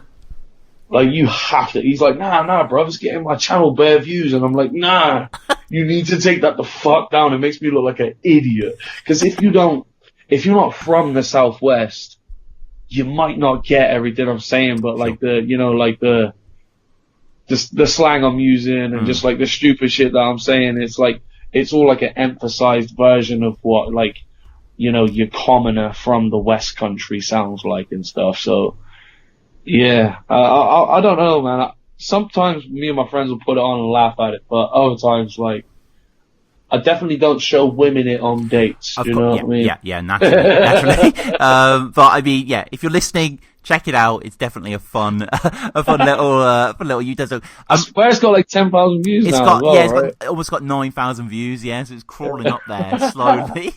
But yeah, I guess anyone that watches that battle is going to sort of check it out. Ark has quite a good little character assassination for you. Quite a simple line. Your punchlines are like mousetrap, ages to set up and nothing happens. Yeah, that's dope. Yeah, I really like that. And I mean, yeah, this is a crazy battle again. We don't want to spend too long on this, but I quite liked how in your second you sort of go in on Don't Flop. How you want quality control. You're not seeing actual talent displayed. You don't want to see Mickey swimming with Bowski. Yo, you know what? Like, bro, I feel like that's always been Don't Flop's downfall. Is that they don't focus on like the good shit enough. They do stuff like, you know, big up Mickey and big up Bowski. They're both safe geezers, but I don't give a fuck about them swimming together in Croatia, bro. Who gives a fuck? It's a fucking rap battle channel. Do you know what I mean? Like, put a rap battle up. I don't know. Put some money in and get fucking Censor versus, I don't know, you know, just a serious battle, like some heavyweight American versus a heavyweight UK dude, or, you know, put some crazy event on. I never gave a fuck about stuff like that. I just feel like it waters everything down. I mean, I know Mickey's a funny dude naturally and all that kind of stuff, and shit, I probably laughed at the video when I saw it myself, but man, I just feel like sometimes pushes the wrong shit. I've told him that too. He knows I think that. So I just feel sometimes they need to like, it needs to be more about like the real shit. Like, KOTD ain't doing stuff like that. Do you know what I mean? You don't see a fucking video of Bishop Brigante swimming with fucking whoever the fuck. You know what I mean? Yeah. Like, because they take their brand super serious, and I always feel like, okay, don't flop. We're British. We're very tongue in cheek. It's part of our culture and stuff like that, but it's rap. For me, it's hip hop and it's rap, and to me, that shit's not rap. So maybe that makes me a bit of a boring cunt, but No, totally, man. And you mentioned before you and Soul pen game and we get two great ones here. Pen games deep, like journals and documents lost inside of the Titanic. Yeah, but it makes sense, doesn't it? But yeah, it's ridiculous. I love it, but I mean, and then you say pen games deep, like the penis inside pamphlet. That's a gay ass bar. That is a gay bar. Oh man, yeah. You versus Ark, obviously, is a battle that I love. Great battle. And we get to the next kind of era, 2013, dominated in many senses by you and Chris Leese. Teaming up. I mean, logical really for you guys to team up for the doubles tournament. Yeah. I mean, it was one of those, I was going to team up with Arkaic. Ah. Yeah, it was going to be me and Arkaic, but they were doing the Times Change tournament at that time, right? Or around that time, and I just remember Chris Leese was bodying shit. I remember seeing this guy's know how to win battles, so this guy knows how to win, so I was kind of I'm trying to get that $3,000. So I want to team up with someone who knows how to win. And he did know how to win at the time. So that's why I teamed up with him, man. And, you got to have the strategy to win. And your angle against Callum, one of the most notorious angles in the history of Don't Flop. Yeah. I mean, how was that formulated? Mate, we weren't even going to say it. We used to write on Skype because, he's from Macclesfield. I'm from Plymouth. It's a long way or whatever, right? But we were, super strict with it. We would practice every other day at least. And I remember, some girl, I won't say names and stuff like that, but, some girl messaged me on Facebook and was like, oh, I know something about Callum, rah, rah, rah, rah, rah, rah. And I was like, yeah, but is this true, or do you just, are you some bitter ex trying to get it in or some shit? Do you know what I mean? She was like, nah, it's true. And I don't know to this day whether or not that is definitely true. And he definitely didn't rip off her dress and ruin her whole fucking life. It was, if anything bad happened, it was probably some drunken fumble at a party. I don't know, some shit, you know what I mean?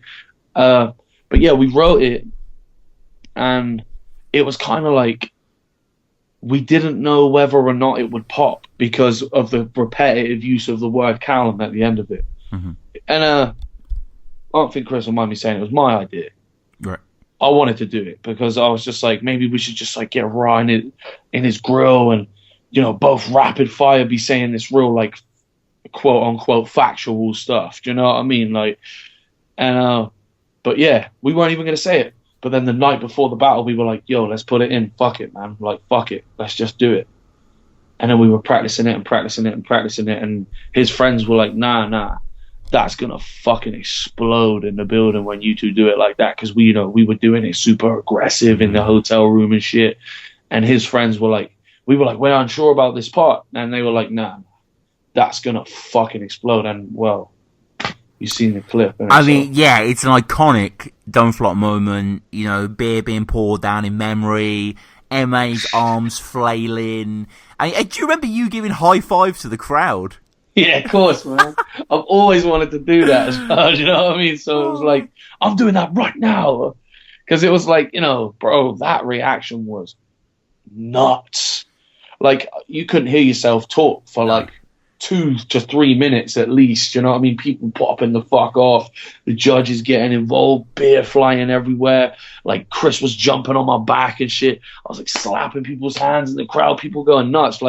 I'd never ever experienced anything like that. And me and Chris have our differences because, it gets like that when you have to work with each other so much. You might get few things might get in the way or whatever, but if I could take anything away from that, it was that doing that battle with him was a once in a lifetime experience, man. I've never smashed a battle I never would have expected to smash a battle like that, doing a 2-on-2. So I gotta give respect to him for that, for real.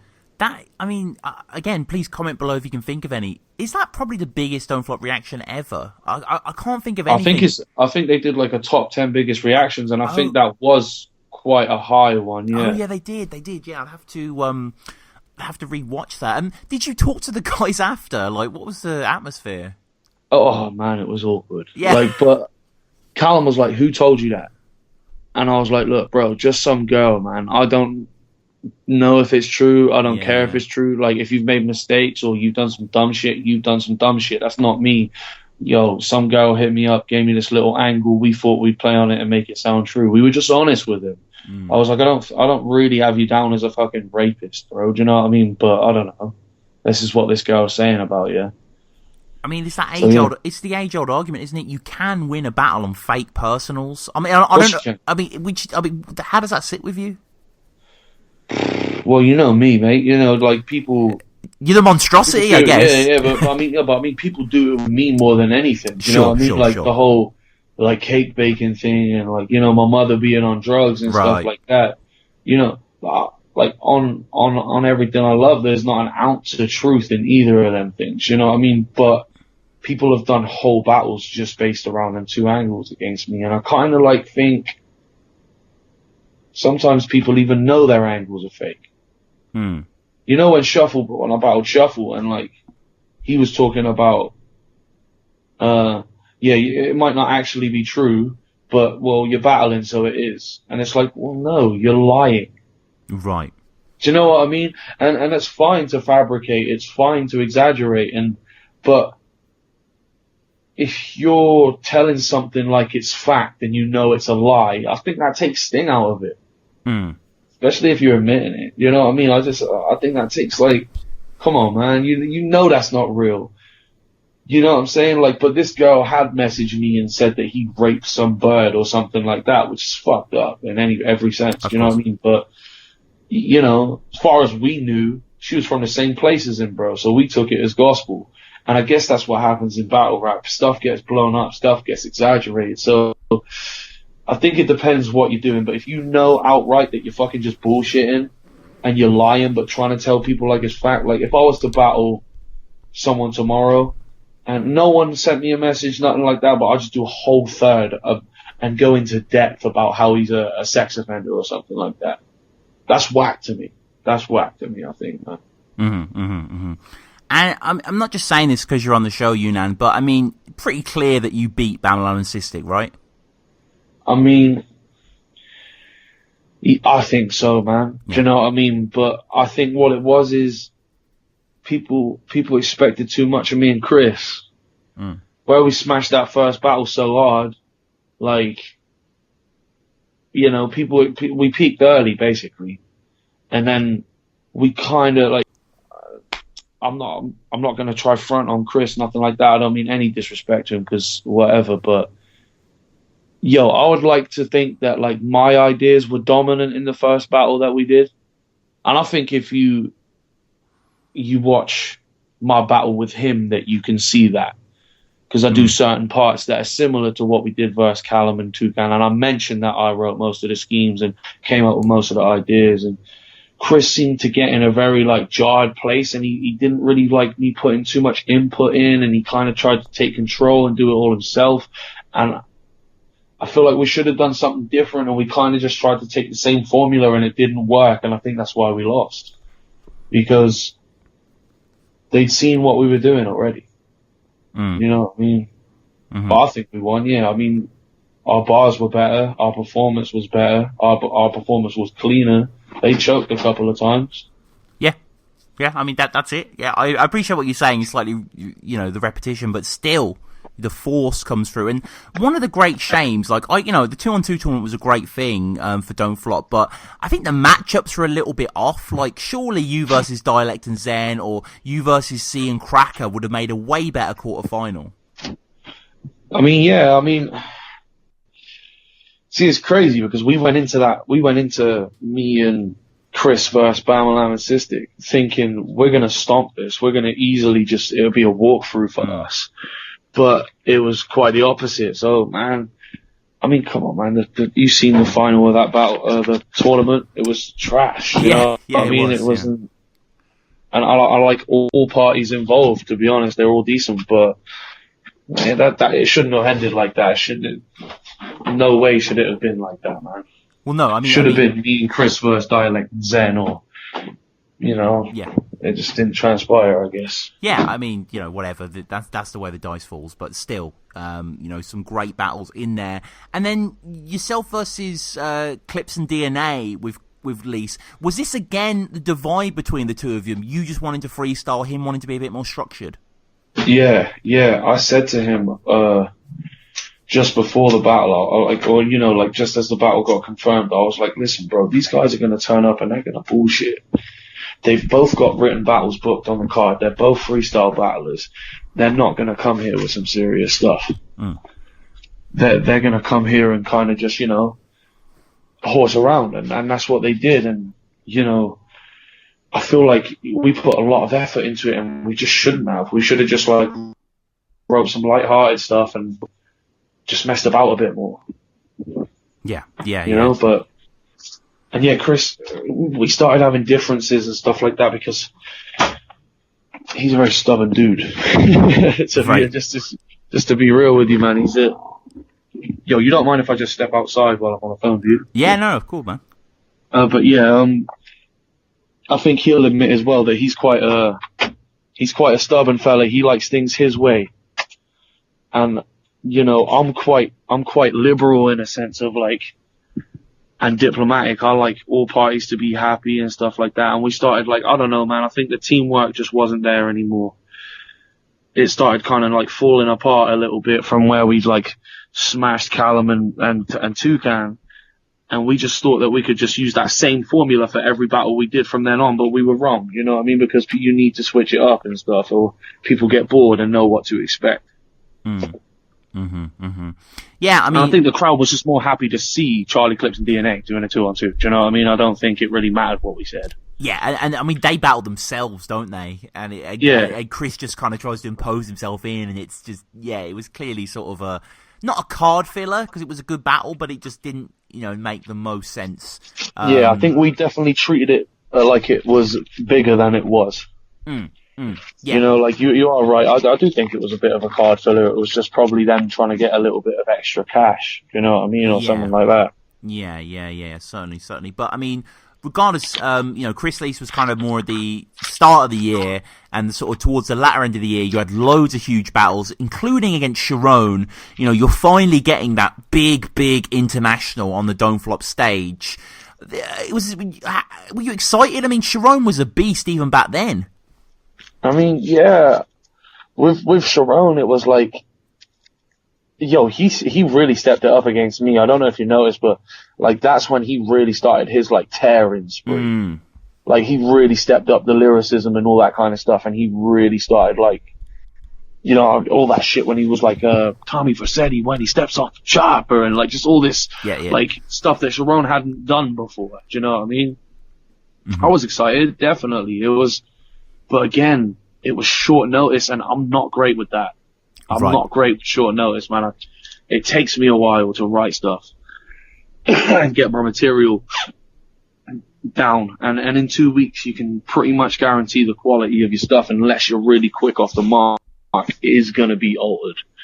But, And the, quite famously, perhaps, is your attack on Villun in the middle of the battle, and subsequently Sharon's kind of freestyle about it. Where did that come from? The disfigured pygmy infant bit. Oh God! Again, I feel a bit bad for that. I mean, it's classic stuff or whatever. But to be honest, man, it's just because I did this just before I did the Sharon battle, I had I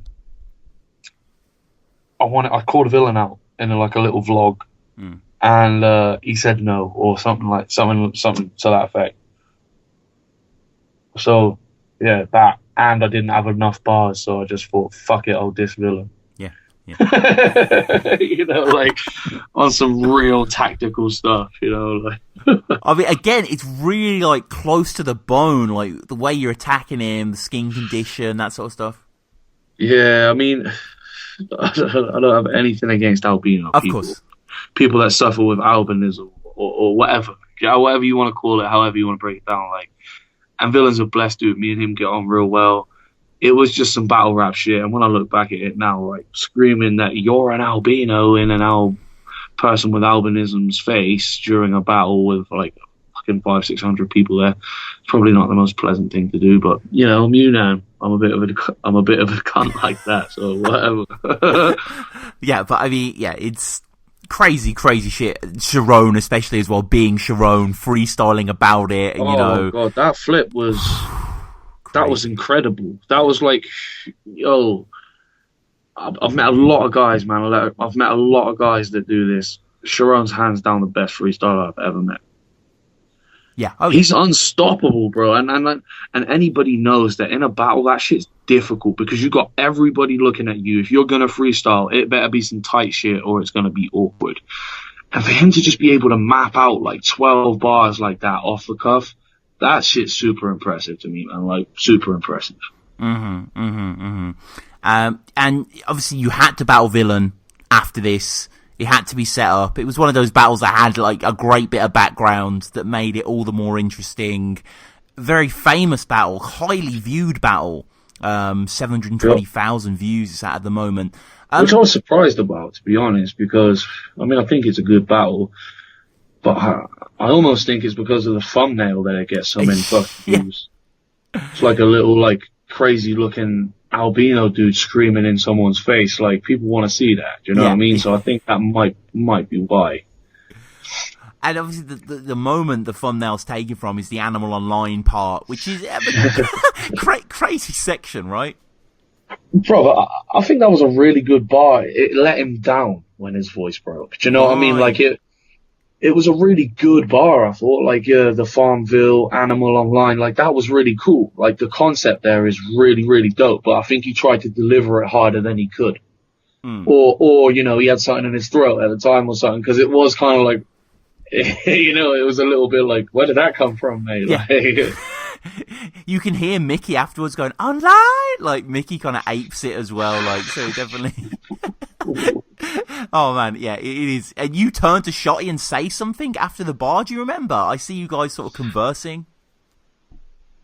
Mate, I couldn't tell you what we were saying to each other. I think he tapped me on the shoulder and was like, "Yo, do you hear his voice break?" or something like that. Yeah, of course. Or something to that effect. I can't remember what. I mean, like, did you get your just desserts? Do you feel in a sense? Was it karma losing the battle? Of course it was, mate. Of course it was. I was a dick and got my fucking comeuppance for it. Do you know what I mean? Like, it was, again, a battle I showed up unprepared for, and I used to do it a lot, bro, because I'll keep it real with you, man. I used to do a lot of battles for free. There was no real incentive. I was going through a lot of shit when I was younger. I was fucking around with the wrong people and just doing stupid shit when I should have had my head down, you know, preparing for this shit, like showing up to the best of my ability and stuff like that. But yeah, man, I'll definitely say it's well-deserved karma, but I almost feel like when you're a battler, you need to be able to lose. You need to be able to take that and evolve from that. Do you know what I mean? So, fuck it. If they saw me look vulnerable, then fuck it. Because now I feel like I'm at a stage where it's like, you best come with your best shit or you're going to lose. You know what I mean? And now I show up strapped 3 rounds every time. Like, my shit's always done on time. But back then, you know, I'd be scribbling bars on the way to clashes and stuff like that, and that's not how it should be, man. You need to take yourself seriously. That's advice I'd give to anybody jumping in it, is make sure you're ready. Because you're jumping in the lines then, bro. If you show up spitting some bullshit, you're going to get smoked. Yeah. You know, so, and that's what happened, man. That's what happened, so fuck it. And you get to the next battle, 5th birthday, the apotheosis, really, the final boss. You know, yourself versus Diz. I mean, were you pinching yourself when you were offered this, or? Of course, man. Like, you know, again, I'm not gonna front.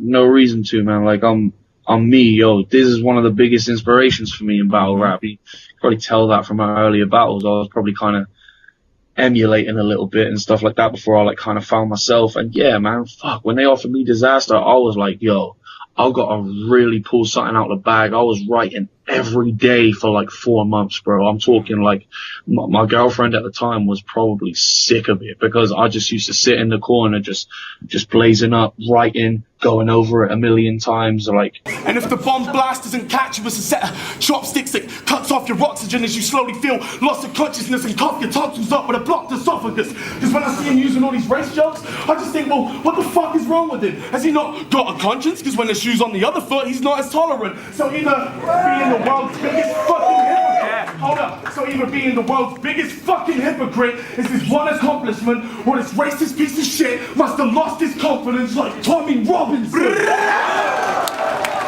It's especially like my third round, you know, the whole bar thing and stuff. Like, yeah, man, like I was so ready to do that. You know what I mean? I just felt like this is my opportunity to finally show that I can like fuck with the heavyweight guys. You know what I mean? I know I may have showed that against like heavyweight guys, but I feel like that one was like, I kind of delivered on the same level as Diz, you know what I mean? And to me, that was like a huge thing at the time, so. Yeah, I mean, like, I thought you beat Diz, and a lot of people in the comments feel the same way.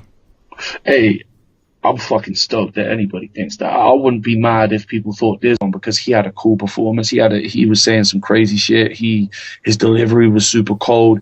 And, yo, I'm gonna keep it real, bro. That's the scariest motherfucker to battle, man. Like, yo, that guy is when that dude's screaming in your face, it fills you with a different kind of energy, bro. A different kind of energy. Like, I had, like, you know, felt intimidation from battles before, but that was like a different level of just like, not fear, but like adrenaline, bro. I couldn't even... I blacked out on stage when I was rapping and stuff. Do you know what I mean? I like when I come round, I'm breathing heavy and sweating out, and I just remember being like, "Yeah, this is the time to fucking really fucking shine and stuff." And seeing the comments and stuff, man, I'm super flat that anybody thinks I'll beat Dizaster or that they even think I could compete with someone at that level. You know, so yeah, man, for sure. And I was there. I wasn't there for this battle. I was there on the Saturday. But I remember this was scheduled for the Saturday, and then it was swapped. Is that right? Yeah. He wanted. I think he wanted a little bit more time to go over his stuff because he had a couple of battles lined up that weekend or whatever. So I wanted to do it. No, sorry. Did we do it before or after? Yeah, we did it on the second day. Yeah, right? We did it on the Sunday. Yeah. Yeah, we did it on the second day. So like, yeah, I think he just wanted a bit more time to go over his stuff. I think it was literally down to that. And was that frustrating for you? Did you just want to get it out of the way, or? Yeah, man. Yeah, I really wanted to get it out of the way. I like,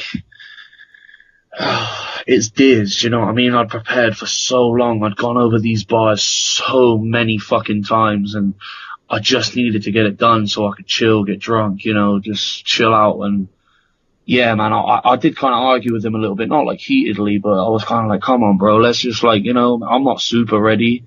I'm ready, but like, it is, man. You get on stage and you can do your shit. And he was like, dude, look, I need a little bit more time. And I was just like, all right, cool, fuck it. And, you know, like I say, I was there. I remember there were so many people there, man. You know, obviously more than World Dom 3 or any of the bigger stages. And you're facing Diz.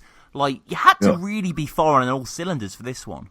Mate, oh my God, I swear there was like 1,200 people there, something like that. Yeah, and you know, for a battle crowd, that's a lot of people. And like, yeah, I remember just being like, I don't know if my shit's gonna go off, man. I don't know if I'm gonna be able to do this or not. Like, I remember really thinking it through. Like, this is gonna go one or two ways. They're either gonna receive my shit real well, or I'm gonna get aired and this is going to be whack. But I remember spitting my first bar, the bit when I did the improvised shit about like Mickey's ex and stuff like that. And I remember when it popped off, and that's the first time I believe that they chanted Unan. I think that was the first time. And again, I think I might be the first guy in Don't Flop that had that. Like the whole, like, when the crowd would chant my name and stuff like that. But yeah, from then, when I got the big reaction off the bat, I was like, yeah, all right, you're in my house. Let's do this. You know what I mean? I was like, let's just go. And do you remember him kicking off by singing the Dido hook? Yeah, man, that's jokes. He's such a dickhead. He's such a dick. And Unanymous rhymes with huge fan of Diz. And I mean, he had a bit of strategy as well, sort of trying to psych you out with the psychosis stuff. Yeah. And you know what, bro? I knew it was coming. No, I didn't know the psychosis thing was coming. Like, that was kind of left field or whatever, but I knew he would be like that. Because I know I'm not blowing my own horn or anything. Oh, fuck it, I'm a battle rapper. Do you know what I mean? I know I'm nice. I know I'm good at what I do. I know from phone conversations me and Diz had that he respects what I do a lot. Mm-hmm. Do you know what I mean? So I knew, you know, Diz is very passionate about battle rap. Diz will go to lengths to win a rap battle. And I knew he was going to do all that because he's a big dude. I'm a small dude. I knew he would use the intimidation tactics against me. And I just thought, I'm not going to rise to it at all. I'm just going to do me. I'm just going to spit my shit as hard as I can spit it. And, you know, I ended up having to tell him to chill. You know what I mean? You're making yourself look silly, bro. Like, just chill, just rap. That's all we want to see. I don't give a fuck about all this extra stuff. You could probably beat me up. Look at the size of you. Mm-hmm. Do you know what I mean? But I'm not here for that. I'm here to just rip the roof off. And that's what I wanted him to do. And to be honest, man, like at the time, not so much now, it's whatever, but like it made me respect him less. Right. You know, like slapping my hat off, snatching my drink, and, you know, dragging someone on stage and then pretending they're going to hit me. And I'm just like, yo, bro, just rap for fuck's sake. Who gives a shit about all this tough guy extra silliness? Like, just do you. Like, you're Diz. You could freestyle and match my shit. You know what I mean? Just go for it. Like, and I remember after him being like, yeah, you know what? You're a stand-up dude and all this stuff. And I was just like, man, it's not even so much that. It's just like, if you're losing your cool like that on stage, it makes you look like you're losing. Do you know what I mean? Yeah. It makes you look like you're uncomfortable, and I'm taking you out your comfort zone. And you're Diz. You've battled people better than me. You've battled bigger names than me. You know what I mean? You who gives a shit? But yeah, man.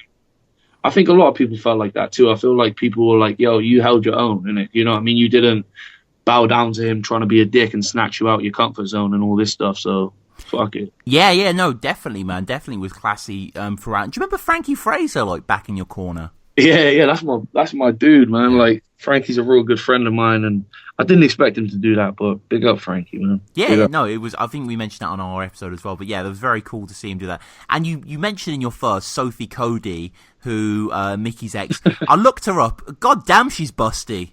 Yeah, just a little bit. She's pretty forward in displaying it as well. So, and you talk about Mickey and Double L getting in Diz's face, trying to fuck him up. Was that true? Yeah, that definitely was true. I saw it happen. Right. Mickey cottoned on to the fact that Diz was linking her or some bullshit. I don't even know. They got into it.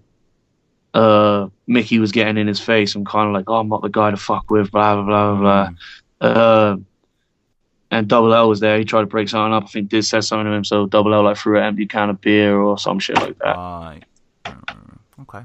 And yeah, you know, quite a good first from you here. You know, you mentioned Villun.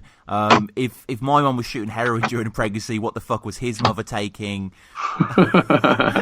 Should have said that in the Villun battle. Yes, I thought that as well. Yeah, I thought that would have been a really good bar. And then it's interesting that Diz in his second asked Mickey if all the stuff he'd said was true, and Mickey says no. Yeah, but that's Mickey, isn't it? Right. That's Mickey. He's gonna do that. He knows, and Diz knows that that's true. Oh, I ain't. What the fuck have I got to lie for? I think, like, if we're talking about like tough guy shit and all that, I do think Diz is a tough guy. It's not. It's just like, you know, kind of just trying to poke holes in the facade a little bit. You know what I mean? I don't really care that happened, and he probably handled it like a man and didn't get into it with Mickey and Double L. Do you know what I mean? But it's one of them. It was definitely true, and Double L confirmed that. Right. And Double L talk about that to this day, and definitely. An odd angle in your second where you basically diss Diz for being friends with Awkwards. Mate, you know what it was, man? It's because Awkwards made a video, like a vlog, a prediction vlog, and he was saying I was whack and all this kind of stuff.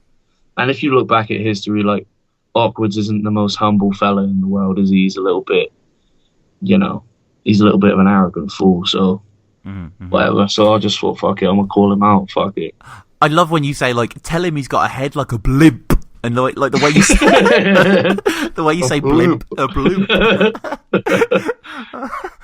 And then some of the most memorable stuff from here, where you get really ignorant, as obviously people want to see, raping his mother on a prayer mat, ripping the veil off and fucking a bareback. Yeesh. Oh man, see, when I look back, it's like, it is a good bar or whatever, but you know, it's super, super controversial to say some shit like that about Muslim people. And, you know, I would never rape a woman on a prayer. No, just to clarify. Another one that I love, I mean, maybe this shows me in a bad light for loving this bar, but don't give a fuck if you think that's too far, Kumar. If there was an elephant in the room, you'd be trying to fucking worship it. Like, that's such an ignorant ass bar too, because there's not even an elephant in Muslim culture or anything like, and his name's Bashir, not Kumar. Do you know what I mean? Like, yeah. But whatever, man, whatever. But it's just the juxtaposition. It's quite original. I know it's a horrific thing to say, but it's quite a nice tying together of phrases. You know, I don't think I'd have got away with it, but it's Diz. Look at the shit that Diz says. Do you know what I mean? He's super ruthless with his shit. Like, he doesn't care. So I just went into it with that obnoxious, I don't really give a fuck what you think of what I say attitude, I guess. Yeah, he kind of gives back as good as he gets. Does the mother shit in his third. Only person that found a needle in a haystack. Yeah, I like that. Yeah, that was funny. Do you remember the whole Arkaic stuff that went down in the third? Yeah, it pissed me off, mate. I was just kind of like, oh, why can't you just deal with this after? Who gives a fuck? Like, all he's done is said a bar about Ark, and then Ark said something, and they're all about fighting and all this. I was even telling Diz on camera, you see it, like, yo, chill out, do this stuff off camera. This stuff looks bad, you know what I mean? He's like, it stays online forever, bro. I'm like, I know, so that's why you should stop doing it, you know what I mean? Yeah. That's why you should just not, but whatever. I think they had some little altercation after, and Arkaic left, and he was getting mad people outside to chant that Arkaic's a pussy and all this stuff. Oh, really? Oh, wow. Yeah. Okay. Yeah, there's even a video of that on YouTube. You might be able to find that. So. Oh, okay. It's like Plymouth Fat Kid Raps. It's one of those. One of those videos hidden in the archives. Yeah. It's just a weird moment that they sort of had this beef, and like Arkaic, like he really like he goes, you're a snitch. Like, he says it with real venom. It's quite heated. And then like you say, Ark's kind of gone. Your final round is 10 minutes. Your third. Yeah, I know, man. But you know why I did that is because Dizaster told me we can do an unlimited third, but you're gonna regret it. And I was like, okay, so I'm gonna write a 10-minute fucking third then, and you can deal with it.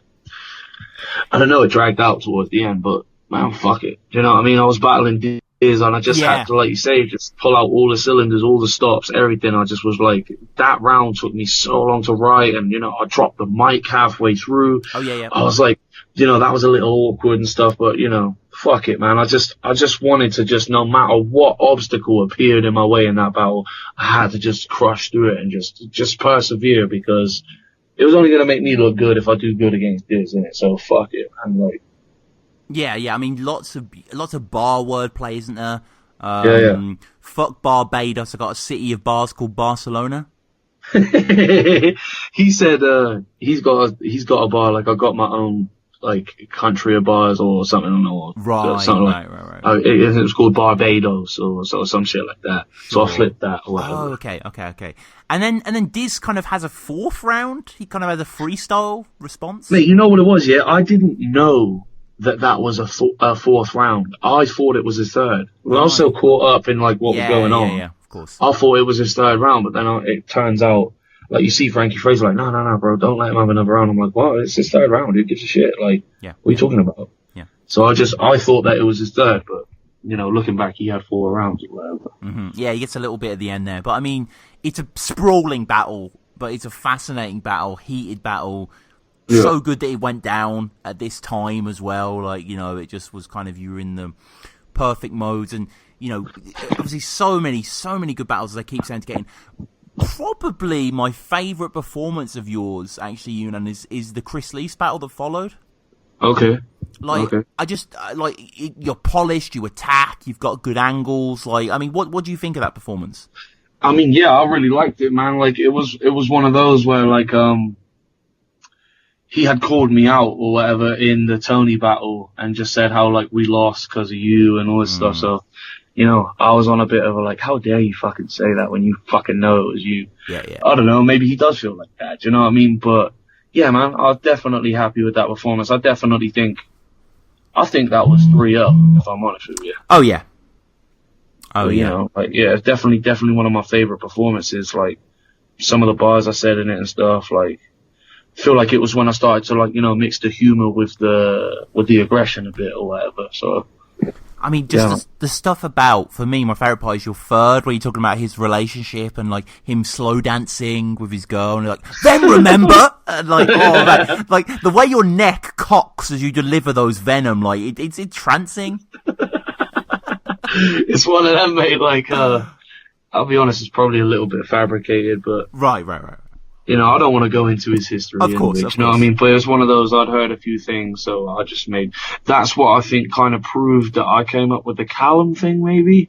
Just because, like, it was the same kind of aggression, the same kind of switch in the cadence and being like, like, rah, straight for the neck, do you know what I mean? Like, I don't think Chris had done that in a battle beforehand, and I kind of wanted to do a bit at the end that kind of proved that I wrote that scheme that really cut deep and went all out at the end. Do you know what I mean? So, yeah, fantastic battle. Another battle is a Dialect battle. I fucking love this battle. So to me, this is just another battle, innit? But to you, this window of opportunity is transparent as your gangster image. I don't give a fuck if he brought gangsters with him. Bitch, I'm a vet, so I'm trained to handle it if your dog's acting vicious. Cause in a pit fight, your staff gets injured. But in a bar fight, I'll have you passing liquid like you're splashing cash on drinks for random women, split your head to the white meat, and leave you looking like a glass of Guinness. Do you remember, I think this is the only battle in Don't Flop history where they released a video beforehand just of the reactions to gas people up? Yeah. I remember that. That was cool as fuck, man. Yeah. There was loads of you just like heavily breathing and your eyes popping out to like Dialect bars and shit. It was really effective as promo. Yeah, man. It was definitely one of my favorite ones again. Like, it was super cold. I'm a big fan of Dialect. I've got a lot of time for him, and like, you know, I thought he did dope. I think I won personally, but he was real cold. Like, his first round, I think, was super cold. Like, the whole like calcium intake, swallow his teeth stuff, and all that. That was really cool. Yeah. You know, you've got some bars in this battle, like crazy fucking bars, like, you know, again, like, not necessarily the bar as much, but like when you're sort of going like, because right now I'm winning this. Do you remember the way you say that? Like, it's demonic. Because Dialect does that, innit? Dialect does a bar against someone where it's like, and right now I'm winning this or whatever. So like, I was like, I wanted to flip it or whatever. Right, yeah. So like, and kind of try and emulate his delivery when he goes all out and the veins pop out and all that kind of stuff. So yeah, and as you say, if a man runs his gums up his calcium intake when I make him swallow his teeth, which is fucking crazy stuff. Some real ignorant stuff from you in the second. Kidnap your child and make Ian Huntley make it look like he works for the NSPCC. Oh god, that's so peak. I'm such a bastard. Fuck. And then you talk about getting the kid addicted to cocaine, giving the child lines. Yeah, I thought that was kind of a cold bar, but in retrospect, it's a bit harsh, man. Like, I'd never wish any harm on his child or whatever, you know. I think one of my favourite ever bars from you is split your head to the white meat, have you looking like a pint of Guinness. Yeah, I like that one. Yeah. I like the build up and stuff too. The whole like, I don't care if he brought gangsters with him, because I'm trained to handle it if your dog's acting vicious or something like that. Because in a pit fight, your staff gets injured. You know, like the dog. Right, hard. So, you know, hard. Like, call him an African Chris Leese. And you sort of go in on Chris again, you know, and kind of body him, to be honest, which is kind of cool to see this little beef still kind of, not a beef, but you know what I mean? Sort of, sort of adversarial thing. You talk of cutting him some fish skills and some sushi shit, which is just like, have you choking in your hometown on some Brucey shit, which is a big bar. Like, it's, because he choked against Pamphlet or whatever, not in a minute. So that was kind of a last minute thing. I just whacked in or whatever. And a Dialect's so good as well. The whole your Starr stillborn bring pure delivery of a dead ending. Yo, and the whole bit when he's like, what is it, man? When he says the whole shit about I even like the Marvel Stan Lee stuff and all that kind of stuff. I like that.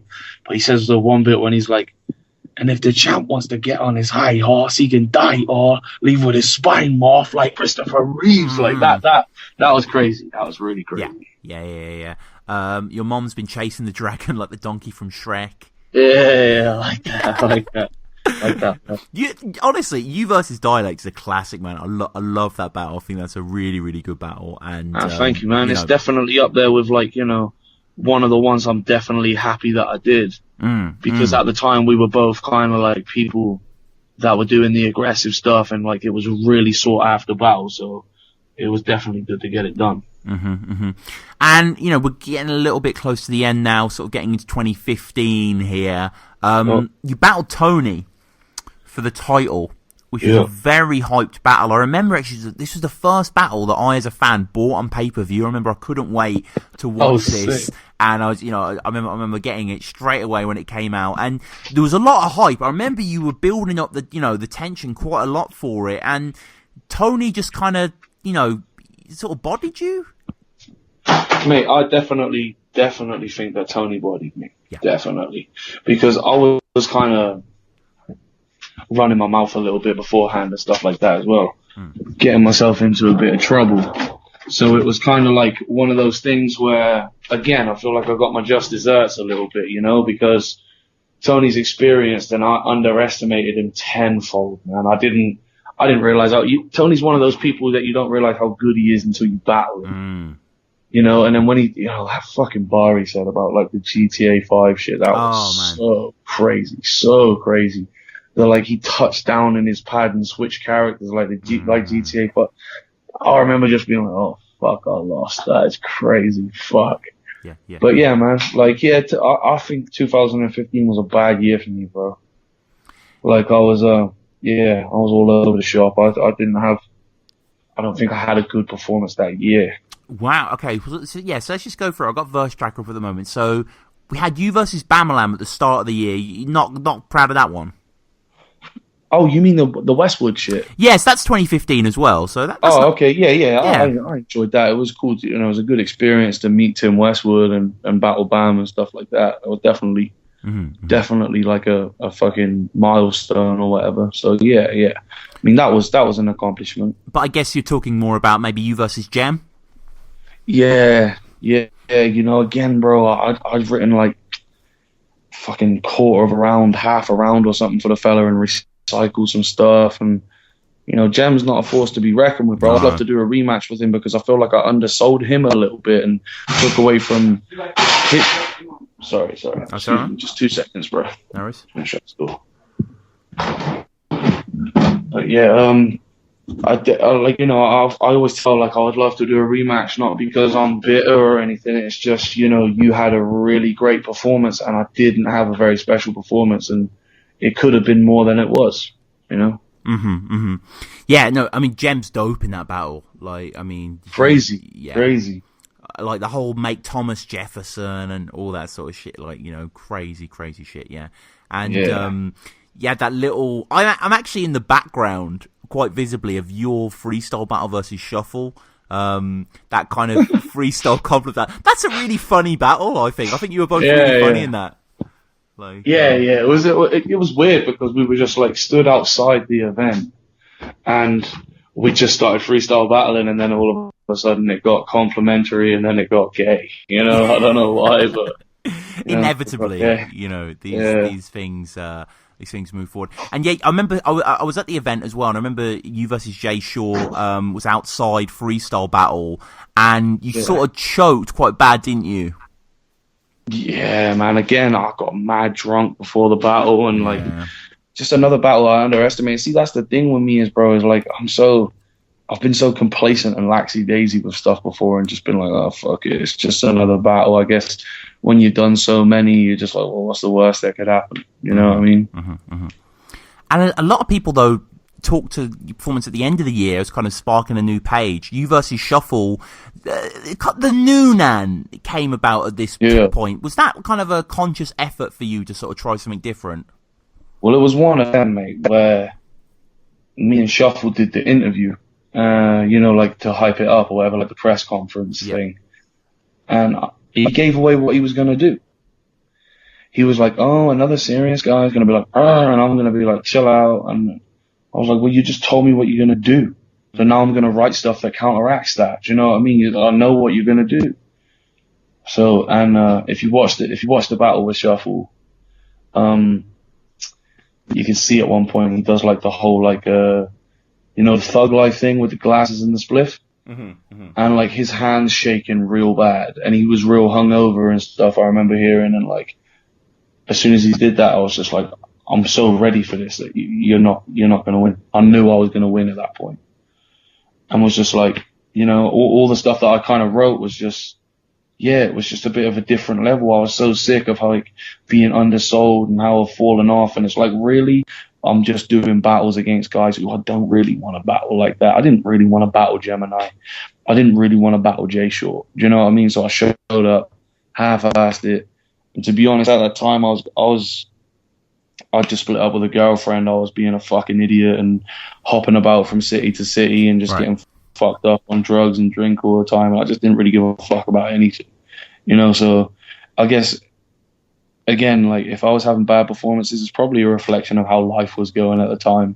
You know what I mean? So it's just one of those things. And then, like a return to form and kind of embodying the more Yunnan principles of old. The Cojay battle, great battle, that one. Yeah, that's definitely, again, one of my favorite ones. Like, I just feel like from when I battled Shuffle, I was like, I'm not fucking around anymore. I don't wanna fucking dick this up. Do you know what I mean? I don't wanna be that guy that people were like, oh, he's not that good, he's not this, blah blah blah, and just talk shit. So I guess I wanted to just do what I could, do the best I could, and Cojay's good or whatever. I think I'll beat Cojay, you know what I mean? But people may argue. I don't know. It's close. It's close. It's close. Yeah, there's some great. I mean, I love the whole ink blot test. Put you in front of the professional holding up the card. Yeah.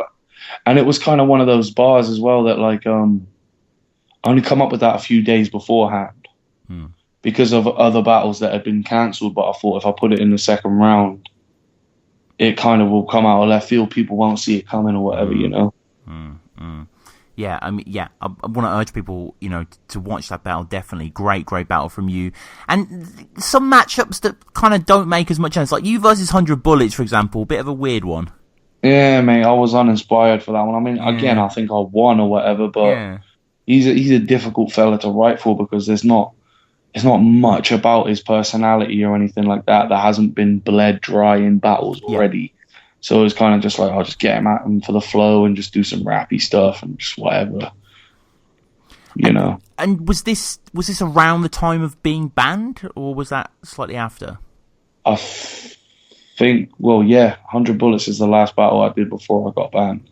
And what happened? I mean, we don't need to go too deep into it, but what happened broadly? All right, I'll nutshell it, man. Like, basically what happened is, like, Rizzle and Heretic were hosting bad bars. And I just see them ripping the fuck out of guys. Like, okay, yeah, people come up with some bad bars, but they were getting petty. And I just feel like, who the fuck's Rizzle and Heretic to be breaking down, like, serious bars? Like, if we're talking lyricism and stuff, Bagnall, all right, cool. Luna, cool, because Luna's a dope rapper, right? But, yo, it's fucking Rizzle from Rizzle Kicks, bro. Like, come on, man. Like, Ollie Murs is on his hooks, bro. Do you know what I mean? And all power to him. He's a successful musician. But if we're talking about lyricism, like, Rizzle from Rizzle Kicks, really, like, breaking down guys for lyricism? Like, I don't know. It just didn't make sense to me. And same with Heretic. Like, I think Heretic's a pretty cold rapper or whatever. But come on, man. Like, just feel like guys put themselves on this pedestal like they got the right to be breaking down rappers and They don't. For me personally, I just feel like it's like you can't criticize a rapper that you know's better than you just because he said this or said that. I don't know, man. Maybe I was in a bad mood that day. I put a tweet out stating that, basically. I just didn't feel like they had a right to. Bagnall caught some feelings about it. He inboxed me on an aggressive one. I was like, yo, chill, we're friends. Like, I didn't mean it like that. I'll delete the tweet. And he was just like, oh, yeah, I'll see you when I see you. I said, like, if you want to go there, then we can do that. Like, you know what I mean? Well, why are you threatening me? And blah, blah, blah. Talked a bit more shit to each other. It got heated. He banned me from Dark Flop. Or like, he suspended me, quote unquote, suspended me. And then he fucking like, I was like, oh, so I've been suspended from Don't Flop. I was like, and I shouldn't have wrote it, but I was like, excuse the lack of good battles for a while, but I'll be back. It's just temporary. He then got really fucking pissed off about me saying that, and he banned me. And that's what happened. I mean, I think it's a fucking silly reason for someone to get banned from a battle rap league. Yeah. You know, like, I got love for Bagnall. I know he was going through some stuff at the time or whatever, like some serious stuff. And I hope it's resolved or whatever. We've since squashed stuff. I mean, I don't think we'll ever be able to be like cool, really good friends again. But, you know, I just felt like I got snaked a little bit because I tried to hit up about it afterwards. And he kind of just vouched for the way that Bagnall was being. So I was like, all right, fuck you lot then, innit? Fuck it. We'll see how far it goes without you now. Do you know what I mean? Because, all right, I might not be the most consistent battler, but I feel like my name's got that classic appeal. You know what I mean? Like, people want to watch a UNAN battle. And, you know, I just feel like that's when Don't Flop started declining. Everybody started falling out. All the politics started taking over everything, when really it's like, what happened to this just being about fucking who's better at spitting? You know, and I've never been a guy to hold my tongue. I won't suck dick to get where I want to be. Do you know what I mean? Like, I don't think it's right for people I consider... I like Heretic, so I don't want to say he's a shit rapper, but at the time, I did think he was a shit rapper. And I'm, you know, more power to Rizzle. He's a successful musician. He's doing great, whatever. I don't think he's a good rapper. You know, so I don't want to hear guys like that breaking down guys for saying a bar that might not be very good when I probably couldn't tell you a good bar Rizzle spat. You know what I mean? Or a good bar that I think Heretic spat. Like, he's probably had a few moments where they've shined or whatever, you know what I mean? But come on, man, like, and I aired it out, you know what I mean? Maybe I shouldn't have aired it out. Some things are better left unsaid because some things cause drama and stuff like that. I mean, you know, during this time, obviously, when you were banned, a lot of people, you know, missed you to a certain extent in Don't Flop, battling wise, were looking out for you, were hoping the best. It was very cool to see that you got booked for World Dom against Sketch.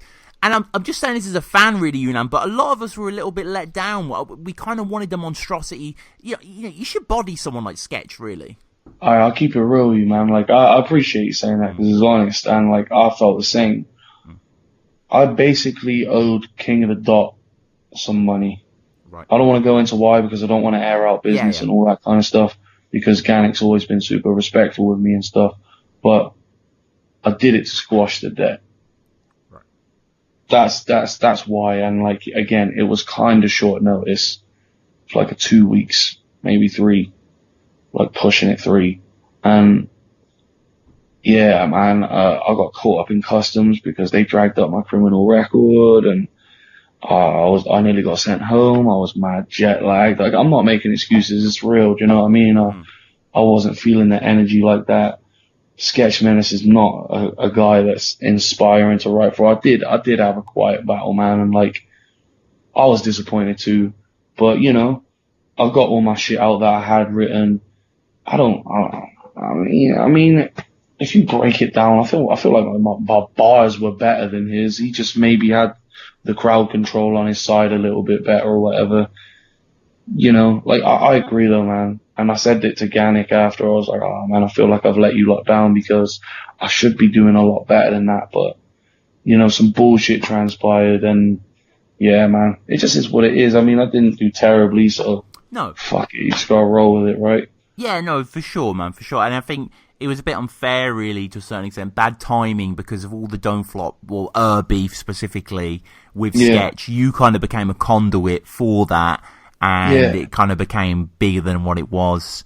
And I mean, really, if you're talking like the grand scale of things, who really knows about what I was going through with Don't Flop and what Sketch Menace was going through, really in it? Do you know what I mean? Like, no one gives a fuck about that stuff, man. Like, come on, like, alright, and King of the Dot, they got beef or whatever the fuck's going on, like, no one cares about Unanymous and Sketch Menace airing that out though, man. Yeah. Just keep telling what it is, and it was just one of those things, man, where like, I owed them a favor basically, so I had to.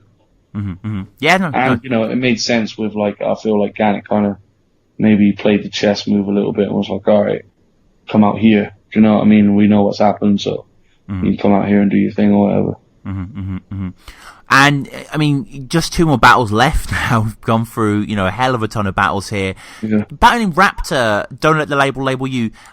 Not a bad battle. I got the sense that the crowd, because it wasn't their native language, they weren't as hot on it, perhaps. Yeah, for real. It was a weird vibe there, but I feel like I got good reception, and apparently, like from what I heard, like they understood me a little bit more than they understood Raptor because of his thick Manny accent and how he raps quite fast.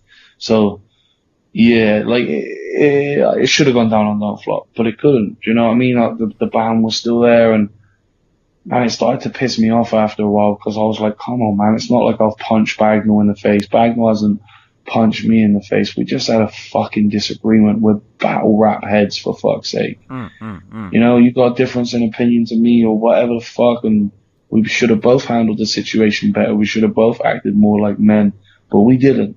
And I just wanted to squash it and just be like, and then all of a sudden Don't Flop just hit this big decline.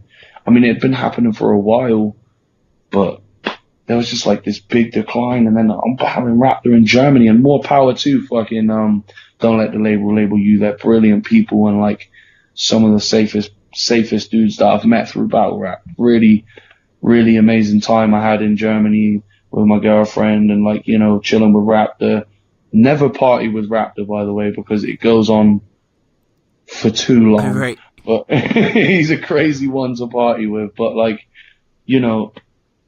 it was jarring, mate, because, I feel like if me and Raptor battled in the UK, the bars and stuff that I was saying that weren't hitting because they didn't get it, shit would have been fire in the UK. It would have shut the venue down and stuff like that with certain things we were saying to each other. But, it is what it is. We did what we had to do because we wanted to battle for a while in it. So, fuck it.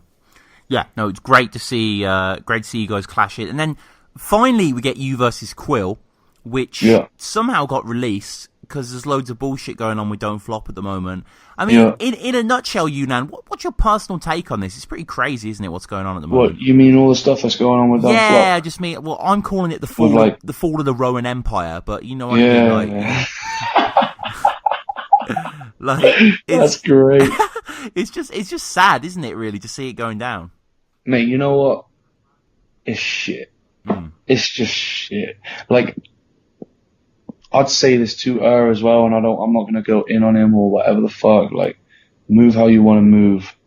Do what you want to do. Talk to people how you want to talk to people. But if you want Don't Flop to prosper and you don't want it to go to shit, then maybe you need to act a little differently. Maybe you need to address people a little bit more respectfully, a little more professionally. Because from what I've heard some shit, I don't know what's true, what isn't. I'll keep it real though. It's not,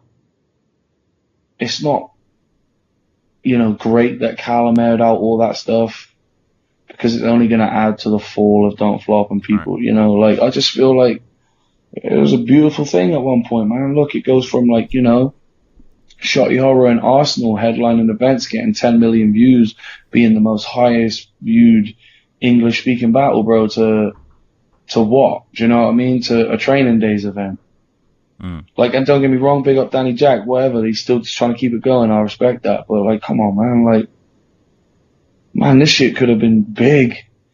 I know that like certain guys, from what they've heard or what they know, they don't want to work with Rowan, and like, Rowan's always been alright to me, man. I've had a few differences with him, like everyone has, and maybe the guy does move a bit funny, But man, fuck all that. Fuck what's happened. Fuck the politics. I don't want to see this shit go to waste, because there's some fucking super talented guys that deserve to be getting the exposure through battle rap, that are great at what they do. And when it's on, or when it was on, this shit was like the coolest thing ever to be a part of. Do you know what I mean? It used to stoke me going to an event and there being 800-900 people there, and everyone wants a photo with you, and everyone wants you to sign their shirt, and, you know, just crazy shit like that. And to see it now when you can barely get 50 man in a room, and Gemini versus Raptor is like getting no reaction and stuff like that. What the fuck happened? Do you know what I mean? I don't know if it's that needs to sort himself out. I don't know if it's this man or this man or this man, but I don't know, man. Something's got to give. Someone's got to pull some shit together and get this shit back, because it's a fucking joke right now, bro. It's a joke. Yeah, no, I think that's fair. And at the time of us recording this, even when this comes out, we'll still be building up to you versus Scoop. That's an interesting battle, man. Yeah, and he's wanted to do it for a while, and I fuck with Scoop. I think, again, he's like breath of fresh air. He's different. You know what I mean? He's got like a different kind of flow, different kind of flavor to him. I mean, I'm going to do what I do, so I just hope he's ready for that. Do you know what I mean? I'm going to address some things as well, man. I'm going to talk about some things. I won't say what, and I don't want to go too into what, because I don't like to give my strategy away too much or whatever, but I want to talk about some things, man, because, man, people might just see it like it's just a dumbass battle rap league or whatever the fuck, but I grew up doing this shit, man, and I do not want to see it fall apart. I do not want to see it happen, bro. Like, what the fuck? What? Everything that everyone's worked for just goes to shit because one person can't be bothered to fix their attitude or whatever. Come on, man. Come on, man. Sometimes you just gotta swallow it. Admit that you might be being a bit of a cunt. You know what I mean? Because what are you gonna lose? You're only gonna gain people's respect for being honest. All right, look, I fucked up. I did this. I did that. I don't even know what goes on behind the scenes half of the time. I keep arm's distance because of all the ban shit and all the politics, because it's pointless getting involved in it. But yeah, man, I feel it's almost like an eerie feeling. It feels like me versus Scoop and Gem versus Shocks, and it feels like it's gonna be the last event, bro. Right. I don't feel like there's gonna be another one after this unless some shit gets addressed. I feel like Rowan needs to talk about it. I feel like he has to address it. What's he gonna do? Just hire more staff and pretend nothing ever happened? Like the most loyal cats in the business and stuff like that ain't airing him out on Facebook and stuff. And I don't know how much of it's true, but I just feel like he should address it. Even if it, you know, just a statement, any kind of statement, whether it be written, a video, anything. But yeah, I feel like you can just expect me to address some things, man, like in a way that I don't think people will see coming. And yeah, I told Danny Jack that it's going to look like the end of Notorious. It is so good though that, you know, this could be the last event. I completely agree with what you're saying. There is this air about it, and that someone who, you know, tried out back in 2009 is now back, you know, not back, but, you know, still battling 8 years later effectively, and, you know, really is kind of got that line of continuity throughout the entire thing. But who knows, you know, maybe people listen in the future, will, you know, Don't Flop went from strength to strength after next in line. It was a signal of a new era, who knows. But yeah, we'll wrap up with a few quick-fire questions. Yunan, the first one being your favourite Don't Flop battle. Shit, Shotty Arsenal's up there. Oh yeah. Fuck. Yeah, I'm gonna go with that. Shotty Arsenal. Yeah. Good choice. What about King of the Dot? Well, I just watched Pat Stay versus Big K, which was pretty crazy. But I reckon Pat Stay. I can't even think. Pat Stay versus Holohan. Of course, yeah. A lot of people pick that, and that is a good choice. And what about URL? Oh, see, I love URL, man. So I fuck with a lot of battles, man. But like, if I'm talking about influence and like just stuff that has really influenced me most, I'd say A-Verb versus Hitman Holler. Yeah, that's one of my favorite battles. Like that, I remember being super blown away by A-Verb and that stuff. I also really like Calico versus Tay-Rock. I think is a really good battle. That's a great battle. Yeah, I love that battle. Yeah, I think Calico. I think I know he's obviously a very popular guy, but I don't think he gets as much credit as he deserves. He's a very talented rapper, I think. But yeah, I'd go either Tay-Rock versus Calico, or what was the first one I said? Sorry. You said Holler versus A-Verb, didn't you? Yeah, or Hollow the Don versus Big T. Them three are up there for me. Oh, yeah, classics. Final two questions, non-battle rap related. First of which, your favourite film? Shit, that's put me on fuck. I really like The Book of Eli. Seen that? Yeah, yeah, with Denzel. Yeah, great film. Yeah, I like that. I love a good Denzel movie, to be honest, man. I think he's a bad man. But, favorite film. When I was young, I used to tell everybody, yeah, it's probably still up there. Sin City. Yeah. I really like that movie, man. I just think it's real deep and, yeah, it just represents more than it's there, and I like that kind of thing. I write bars, I guess. And finally, your favourite musical artist or band that are in no way hip-hop related? Fuck. Does it have to be a band or an artist? Either, yeah, whatever you want. I'm gonna go Damian Marley. Nice. I don't know though. Is that rap related? Kind of rap. I mean, I'm thinking more like rock, or you know what I mean. Okay. It's other genres. Oh. Pink Floyd, all the way back to that Soul Bar.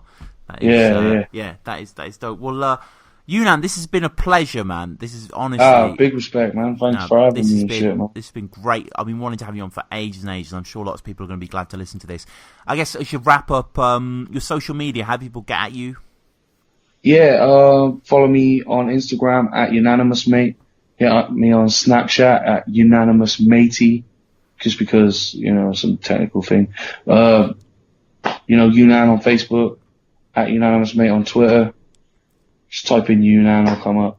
Tommy Willis, whatever, man, The Incredible Predator, I guess, as well. Yeah. If you want to see like a 16-year-old picture of me that I can't change because, I forgot the fucking password and shit. But yeah, man, big up to Battle Rap Resume, man, and thanks for having me on the show, man. Honestly, it's been so good. I just want to urge people again, follow us at Battle Rap Resume. We've got the Patreon, we've got the email, all that good stuff. Check out all these Unan battles. I'm sure you're going to go back and, relive or rediscover. Only watch the ones that I did good in, though. Yeah, of course, man. I'm just on your MySpace now, actually. Yeah, there's a picture. You look young, man. You look very. You're sort of. Didn't even have facial hair. No, yeah, your hair's sort of floppy as well, and your eyes are like quite piercing. It's quite vivid. But no, Unan, it's been a joy, man. Thank you again, man. Hey, big up, dude. Take care of yourself.